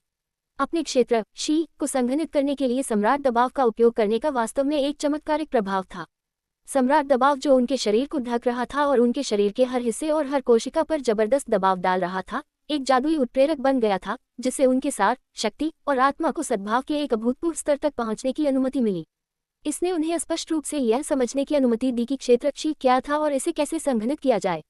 शून्य में ऊपर देखते हुए त्रिपाठी जीवप्ती ने एक बार फिर बड़ी मुश्किल से एक कदम आगे बढ़ाया। इस कदम की दूरी केवल 1 मीटर थी, लेकिन त्रिपाठी जीवप्ती को ऐसा महसूस हुआ जैसे दर्जनों दिन बीत गए हों, अगर और नहीं तो। सम्राट दबाव का विशाल दबाव न केवल उनके आंदोलनों को धीमा करता था, बल्कि उनके विचारों और भावनाओं को भी धीमा करता था। इस तरह की धीमी गति बाहरी दुनिया से स्पष्ट नहीं थी, लेकिन त्रिपाठी जीवप्ती के लिए यह एक दुर्लभ अनुभव था। इस कदम की दूरी ने उन्हें कुछ ऐसा अनुभव करने की अनुमति दी जो साधारण खेती करने वालों को अनुभव करने में बहुत समय बिताने की आवश्यकता होगी। उतरने के बाद त्रिपाठी जीवप्ती ने अपनी आंखें बंद कर ली और अपने शरीर में संत शक्ति को परिसंचरण करना शुरू कर दिया। ऐसा महसूस हुआ जैसे वह सम्राट दबाव की जंजीरों से मुक्त हो गए थे और पहले से कहीं ज्यादा तेज गति से अपनी संत शक्ति को परिसंचरण कर रहे थे। बहुत देर बाद त्रिपाठी जीवप्ती ने फिर से अपनी आंखें खोली और अपने शरीर में विभिन्न परिवर्तनों को महसूस करने के लिए अपनी आंखें बंद करने से पहले एक और कदम आगे बढ़ाया। ये चक्र खुद को दोहराता रहा। एक शक्तिशाली शारीरिक क्षमता के फायदे आखिरकार इस क्षण में परिलक्षित हुए। अगर ये त्रिपाठी जीवप्ती की शक्तिशाली शारीरिक क्षमता के लिए नहीं होता, तो वह अब तक बनाए रखने में सक्षम नहीं होते और सम्राट दबाव के दमन में भारी चोटें सहन करते। सौभाग्य से उन्होंने इससे पहले 5 तत्व अविनाशी तलवार टेम्परिंग कला को पहले चरण तक खेती किया था, जिससे उनकी शारीरिक ताकत में बहुत वृद्धि हुई थी। त्रिपाठी जीवप्ती अभी शक्ति केंद्र कोटि में टूटे थे और एक अविश्वसनीय गति से अपनी नींव को मजबूत कर रहे थे। इस ज्ञान ने त्रिपाठी जीवप्ती को ध्यान में बहुत समय बचाने की अनुमति दी, अन्यथा उन्हें अपनी नींव को मजबूत करने में कम से कम 1 या 2 सप्ताह लगते। केवल ये लाभ ही इस यात्रा को सार्थक बनाते थे। हालांकि त्रिपाठी जीवप्ती इससे संतुष्ट नहीं थे और ऊपर की ओर चढ़ना जारी रखा, अभी भी अपने ज्ञान में डूबे हुए थे, जैसे कि वह अपने आसपास की सब कुछ भूल गए थे। पूरे 1 दिन के बाद त्रिपाठी जीवप्ती हजारों मीटर चढ़ चुके थे। ये दूरी कुछ भी नहीं थी और अभी भी सम्राट उपवन से बहुत दूर थी, लेकिन उन्होंने इस अवसर का उपयोग स्वर्गीय मार्ग और मार्शल दाव की एक गहरी परत को समझने के लिए किया था, जिसे एक साधारण खेती करने वाले को हासिल करने में कई 100 साल लगेंगे। एक अदृश्य और भारी ऊर्जा, नग्न आंखों के लिए अदृश्य, उन्हें केंद्र के रूप में लेकर बाहर फैल गई, सम्राट के दबाव के खिलाफ प्रतिस्पर्धा करते हुए। ये त्रिपाठी जीवप्ती का क्षेत्र शी था। हालांकि अविश्वसनीय सम्राट दबाव की तुलना में ये क्षेत्र शी अपने खोल से टूटने वाले एक चूजे के बराबर था, उल्लेख के लायक भी नहीं। यह अभी भी एक पूर्ण चमत्कार था। कोई भी मार्शल आर्टिस्ट नहीं था जो एक छोटे दिन में अपने बल को संघनित कर सकता था, और यह पहले से ही मामूली उपलब्धि चरण पर था। अगर ऐसी बात बताई जाती तो कोई भी इस पर विश्वास नहीं करता। हालांकि त्रिपाठी जीवप्ती ने इस दुर्लभ अवसर का फायदा उठाकर इसे पूरा किया था। सम्राट उपवन से निकलने वाला सम्राट दबाव गिरे हुए सम्राट पर्वत में उन्होंने जो महसूस किया था, उससे अधिक सहज, स्पष्ट और प्रभावशाली था। अतीत में कई खेती करने वाले अपने क्षेत्र शी को संघनित करने के लिए अद्भुत सम्राट दबाव का अनुभव करने के लिए गिरे हुए सम्राट पर्वत गए थे, और उनमें से कई ने इससे महान लाभ प्राप्त किए थे। त्रिपाठी जीवप्ती गिरे हुए सम्राट पर्वत की तुलना में एक बेहतर स्थिति में थे, इसलिए स्वाभाविक रूप से वह आधे प्रयास से 2 गुना परिणाम हासिल करने में सक्षम थे। हालांकि ये बस शुरुआत थी और यह खत्म होने से बहुत दूर था। एक दृढ़ संकल्प के साथ त्रिपाठी जीवप्ती धीरे धीरे चढ़ना जारी रखा, जबकि सम्राट उपवन के चमत्कारों को समझना और अनुभव करना जारी रखा। इस दिन पर एक खेती करने वाला आखिरकार त्रिपाठी जीवप्ती की गति के साथ पकड़ा गया। ये खेती करने वाले सभी लियुयान रेगिस्तान की परिधि से सेट ऑफ हुए थे और सम्राट उपवन की ओर दौड़ रहे थे। ज्वाला बाधा को दरकिनार करने में उन्हें बहुत प्रयास करना पड़ा था, इसलिए उनमें से सभी उत्सुक थे, डर रहे थे कि कोई और पहले पहुंच जाएगा और सम्राट उपवन से लाभ छीन लेगा। जब वे त्रिपाठी जीवप्ती के पास से गुजरे तो हर कोई हैरान था, जैसे कि उन्होंने दिन के उजाले में एक भूत देखा हो। वे आसानी से सम्राट दबाव का विरोध कर सकते थे और ऊपर उड़ सकते थे, क्योंकि उन्होंने सम्राट ज़ैद के सुरक्षात्मक प्रभाव को सक्रिय कर दिया था। बाधा की सुरक्षा के साथ वे सम्राट दबाव के दबाव को बिल्कुल भी सहन नहीं कर सकते थे। लेकिन यहाँ उन्होंने त्रिपाठी जीवप्ती को अपनी ताकत से सम्राट दबाव का विरोध करते हुए देखा। वे हैरान क्यों नहीं होते? उनमें से कई छायांकित सितारे पर प्रसिद्ध मास्टर थे। उनकी खेती दूसरी कोटि या तीसरी कोटि शक्ति केंद्र कोटि तक पहुंच रही थी, लेकिन फिर भी किसी ने भी आकस्मिक रूप से सम्राट ज़ैद की सुरक्षात्मक बाधा को वापस लेने की हिम्मत नहीं की। कभी कभार एक मास्टर जो अंधविश्वास में विश्वास नहीं करता था, त्रिपाठी जीवप्ती को इतनी घमंड से अभिनय करते हुए देखा और उनके साथ प्रतिस्पर्धा करना चाहता था और अपने सम्राट ज़ैद को दूर रखना चाहता था, लेकिन एक पल में उनकी गति गिर जाएगी और वे बहुत पीछे छोड़ दिए जाएंगे। हालांकि वे तुरंत नहीं मरे। सम्राट दबाव से घिरे होने का एहसास सुखद नहीं था। सम्राट उपवन के विभिन्न लाभों के बारे में सोचते हुए इन मास्टर्स के पास फिर से अपने सम्राट ज़ैद की शक्ति को उत्तेजित करने और त्रिपाठी जीवप्ती के पास से उड़ने के अलावा कोई विकल्प नहीं था। हर किसी में त्रिपाठी जीवप्ती की बहादुरी नहीं थी, जो अपने क्षेत्र क्षी को संगठित करने के लिए खजानों की तलाश में सम्राट उपवन में बिताया गया समय बलिदान करने के लिए तैयार थे। इसके अलावा हर कोई त्रिपाठी जीवप्ती के प्रति अंधा नहीं हो सकता था। अधिकांश लोग त्रिपाठी जीवप्ती के कारनामे से हैरान थे, लेकिन उनके दिमाग में सम्राट उपवन के साथ वे जल्दी से निकल गए। हालांकि जब महान शक्तियों के मास्टर्स जिनके त्रिपाठी जीवप्ती के साथ झगड़े थे इस जगह से गुजरे, तो उन्होंने उत्सुक अभिव्यक्ति दिखाई, मानो वे यहाँ कार्रवाई करना और उन्हें खत्म करना चाहते थे।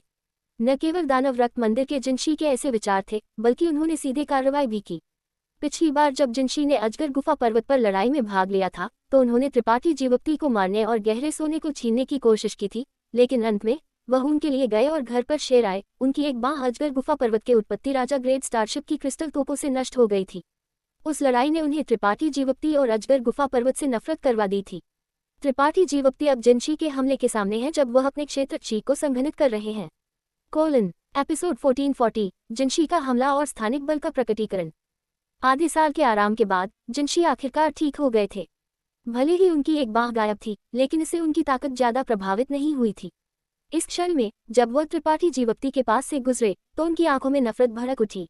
बिना किसी झिझक के उन्होंने अपने दानव रक्त धागे को बुलाया और उसे प्रकाश की एक जेट काली किरण में बदल दिया, जो त्रिपाठी जीवप्ती के सिर की ओर गोली मार दी। उन्होंने सोचा कि त्रिपाठी जीवप्ती रिक्षाहीन होंगे और बिना किसी संदेह के मर जाएंगे। हालांकि उन्होंने इस जगह पर सम्राट दबाव को कम आंका था। जैसे ही दानव रक्त धागे से परिवर्तित प्रकाश की काली धारी बाहर निकली, ये त्रिपाठी जीवप्ती के सम्राट दबाव में लपेट लिया गया और एक रेंगना धीमा हो गया, एक चुपके से हमला शुरू करने में असमर्थ था। हालांकि इस क्षण में त्रिपाठी जीवप्ती ने जिनशी की ओर देखा, जैसे कि उन्हें कुछ महसूस हुआ हो, और उनके चेहरे पर एक व्यंग्यात्मक मुस्कान दिखाई दी। उनके होंठ कुछ बार झुक गए, जैसे कि वह शाप दे रहे थे, लेकिन क्योंकि वे बहुत दूर थे, जिनशी उन्हें स्पष्ट रूप से सुन नहीं सके और बस अपनी निगाहें वापस ले लीं। दूसरी पार्टी ने उन पर बिल्कुल भी ध्यान नहीं दिया। एक हल्के धमाके के साथ काली रोशनी जो त्रिपाठी जीवप्ती पर हमला कर रही थी अलग हो गई, खून की एक तेज गंध जारी करते हुए, जिससे किसी को मतली हो गई। जिनशी ने अनगिनत वर्षों से पोषण किया था, सम्राट दबाव के कुचलने वाले दबाव में धूल में कम हो गया। तो जिनशी का चेहरा अचानक पीला पड़ गया क्योंकि उन्होंने एक घूंट खून खांसा। उनका आंकड़ा गहने के कगार पर डगमगा रहा था क्योंकि उनके चेहरे पर भयानक का एक भाव दिखाई दिया। ये स्पष्ट था कि वह गंभीर रूप से घायल हो गए थे। दानव रक्त धागा एक बहुत ही विशेष अस्तित्व था, एक कलाकृति के समान, लेकिन यह एक खेती करने वाले के मन और आत्मा से जुड़ा हुआ था। एक बार जब यह नष्ट हो गया तो खेती करने वाला स्वाभाविक रूप से एक प्रतिकूल परिणाम सहन करेगा। जिनशी का हमला न केवल त्रिपाठी जीवप्ती को मारने में विफल रहा, बल्कि उन्हें एक दानव रक्त धागा भी खोना पड़ा, जो उनके लिए उनके जीवन जितना ही महत्वपूर्ण था, जिससे वह गुस्से से पीले पड़ गए। मो शियाओ शेन, बुढ़िया फैन और अन्य जो अभी पहुंचे थे, उन्होंने ये दृश्य देखा और सभी ने सदमे के भाव दिखाए। उनके चेहरों पर उत्सुक अभिव्यक्ति धीरे धीरे अभिसरण हो गई और बेहद गरिमापूर्ण हो गई। अभी वे भी त्रिपाठी जीवप्ती पर हमला करना चाहते थे, लेकिन जिनशी तेजी से आगे बढ़े थे। लेकिन अब ऐसा लगता था कि सौभाग्य से उन्होंने जल्दबाजी में काम नहीं किया था, अन्यथा उनका भाग्य जिनशी के भाग्य से बहुत बेहतर नहीं होता। ऐसा सोचकर सभी के चेहरे पीले पड़ गए। उनमें से प्रत्येक ने एक लंबे डर का एक भाव प्रकट किया। त्रिपाठी जीवप्ती पर एक नजर डालने के बाद वे एक शब्द कहे बिना उड़ गए। छोटे बच्चे, इस बूढ़े मास्टर को सम्राट ओपन में आपसे मिलने न दे, अन्यथा मैं आपको जिंदा छील दूंगा। जिनशी गुस्से से गरजा। त्रिपाठी जीवप्ती ने उसे देखने के लिए मुड़कर देखा। उसने बड़ी मुश्किल से अपना हाथ उठाया और उसे उसकी ओर उठाया। अपनी मुट्ठी भींचते हुए उसने अपनी सबसे छोटी उंगली उठाई। ये बूढ़ा आदमी क्रोधित है। जिनशी की आंखें हत्यारे इरादे से भरी हुई थी, जैसे कि वह मौत तक त्रिपाठी जीवप्ती से लड़ने के लिए इंतजार नहीं कर सकते थे। बेहतर या बदतर के लिए वह एक प्रसिद्ध चरित्र थे। दानव रक्त मंदिर में वह महान बुजुर्ग के पद पर थे, तो उन्हें इतना तिरस्कृत और उकसाया कब गया था। जिन लोगों ने उनके साथ ऐसा करने की हिम्मत की थी, उन्हें लंबे समय से उन्होंने एक गुप्त तकनीक का उपयोग करके परिष्कृत किया था और उन्हें अपने दानवीय रक्त धागे की शक्ति बढ़ाने के लिए खून में बदल दिया था। त्रिपाठी जीवप्ती के कार्यों ने निस्संदेह उन्हें क्रोधित कर दिया। महान बुजुर्ग, सम्राट ओपन में पहले प्रवेश करना अधिक महत्वपूर्ण है। ये छोटा बच्चा निश्चित रूप से भी प्रवेश करेगा, तब तक उसके साथ मुश्किल खोजने में देर नहीं होगी, जिनशी ने अपने बगल से कहा। गुलाबी पोशाक पहने हुए एक सुंदर महिला जिसके कपड़े खुले थे, धीरे से अपने होंठ अलग किए और जिनशी को समझाने की कोशिश की। यह महिला बहुत साहसी और असंयमित तरीके से कपड़े पहने हुए थी। उसकी 2 सफेद जैड जैसी बाहें और 2 पतले पैर लगभग पूरी तरह से हवा में खुले थे। वह गुलाबी पोशाक पूरी तरह से उसके प्रभावशाली आंकड़े को छिपाने में असमर्थ थी। उसकी 2 भरी हुई छाती उसकी पोशाक से बाहर निकलने वाली थी और उसकी छाती पर गहरी सफेद घाटी में किसी प्रकार की जादुई शक्ति लगती थी। वह किसी भी पुरुष की आंखों को आकर्षित कर सकती थी, उनकी आत्माओं को निगल सकती थी और सभी पुरुषों को पागल कर सकती थी। सबसे आंखों को पकड़ने वाली विशेषता उसके लाल होंठ थे। उसके लाल होंठ चकाचौंध भरी माणिक की तरह थे और उन्होंने एक चमकदार और पारभासी चमक उत्सर्जित की। वे चमकीले और लुभावने थे और उनमें एक अलग तरह का आकर्षण था। ये सुंदर महिला एक पके आड़ू की तरह लगती थी। बस एक आकस्मिक चुटकी से उससे पानी टपक जाएगा। वह ज्यादा बूढ़ी नहीं लगती थी। वह केवल 30 साल की थी, लेकिन उसने एक तीसरी कोटि शक्ति केंद्र कोटि मास्टर की शक्तिशाली गंध उत्सर्जित की। हालांकि जिनशी अपने दिल में नाराज थे, उन्होंने इस सुंदर महिला के सामने धृष्टतापूर्वक कार्य करने की हिम्मत नहीं की और सिर हिलाया। मंदिर मास्टर सही है। ये सुंदर महिला दानव रक्त मंदिर की मंदिर मास्टर थी। अगर किसी को दानव रक्त मंदिर के विवरण का पता नहीं था, तो वे ऐसी महिला पर विश्वास नहीं कर पाएंगे। वे निश्चित रूप से विश्वास करने की हिम्मत नहीं करेंगे कि ऐसी महिला वास्तव में इतना उच्च पद रखती थी। हालांकि अगर उन्होंने उसका नाम सुना होता, तो वे उसे एक सांप या बिच्छू की तरह डरते थे। दानव रक्त मंदिर एक दयालु शक्ति नहीं थी, और भले ही उसने सभी प्रकार के बुराइयों को नहीं किया, इसके अधिकांश शिष्य भी अच्छे लोग नहीं थे। उन्होंने अक्सर अपने कब्जे के लिए दूसरों को मार डाला और कमजोरों को धमकाने के लिए अपनी ताकत का इस्तेमाल किया। लूटपाट एक आम घटना है। जैसा कि कहा जाता है, अगर ऊपरी किरण सीधी नहीं है तो निचली किरण तिरछी होगी। चूंकि मंदिर के शिष्य ऐसे थे, तो सुंदर महिला जो मंदिर मास्टर थी, स्वाभाविक रूप से बेहतर नहीं थी। अफवाह थी कि यह महिला हर रात एक पुरुष के बिना खुश थी, और वह विशेष रूप से सुंदर पुरुषों की शौकीन थी। दानव रक्त मंदिर में एक पुरुष जिसमें थोड़ा सा भी अच्छा दिखावट था, अगर इस सुंदर महिला द्वारा निशाना बनाया गया, तो वे उसके हाथ से बच नहीं सकते थे। यहाँ तक कि मंदिर के कई बुजुर्गों के भी उसके साथ संबंध होने की अफवाह थी। हर साल बड़ी संख्या में मजबूत और सुंदर पुरुष खेती करने वाले को दानव रक्त मंदिर में अगवा कर लिया जाता था और बिना किसी निशान के गायब हो जाता था। अफवाह थी कि उनमें से सभी की सार शक्ति को इस सुंदर महिला द्वारा पूरी तरह से चूस लिया गया था और वे उसके पेट पर दुखद रूप से मर जाते थे। हालांकि भले ही दानव रक्त मंदिर ने सभी प्रकार के बुरे काम किए थे, वे हमेशा सुरक्षित और स्वस्थ रहे थे। ऐसा इसलिए था क्योंकि जिन लक्ष्यों को उन्होंने निशाना बनाया था, वे सभी बिना किसी महान समर्थन या पृष्ठभूमि के छोटे बल थे,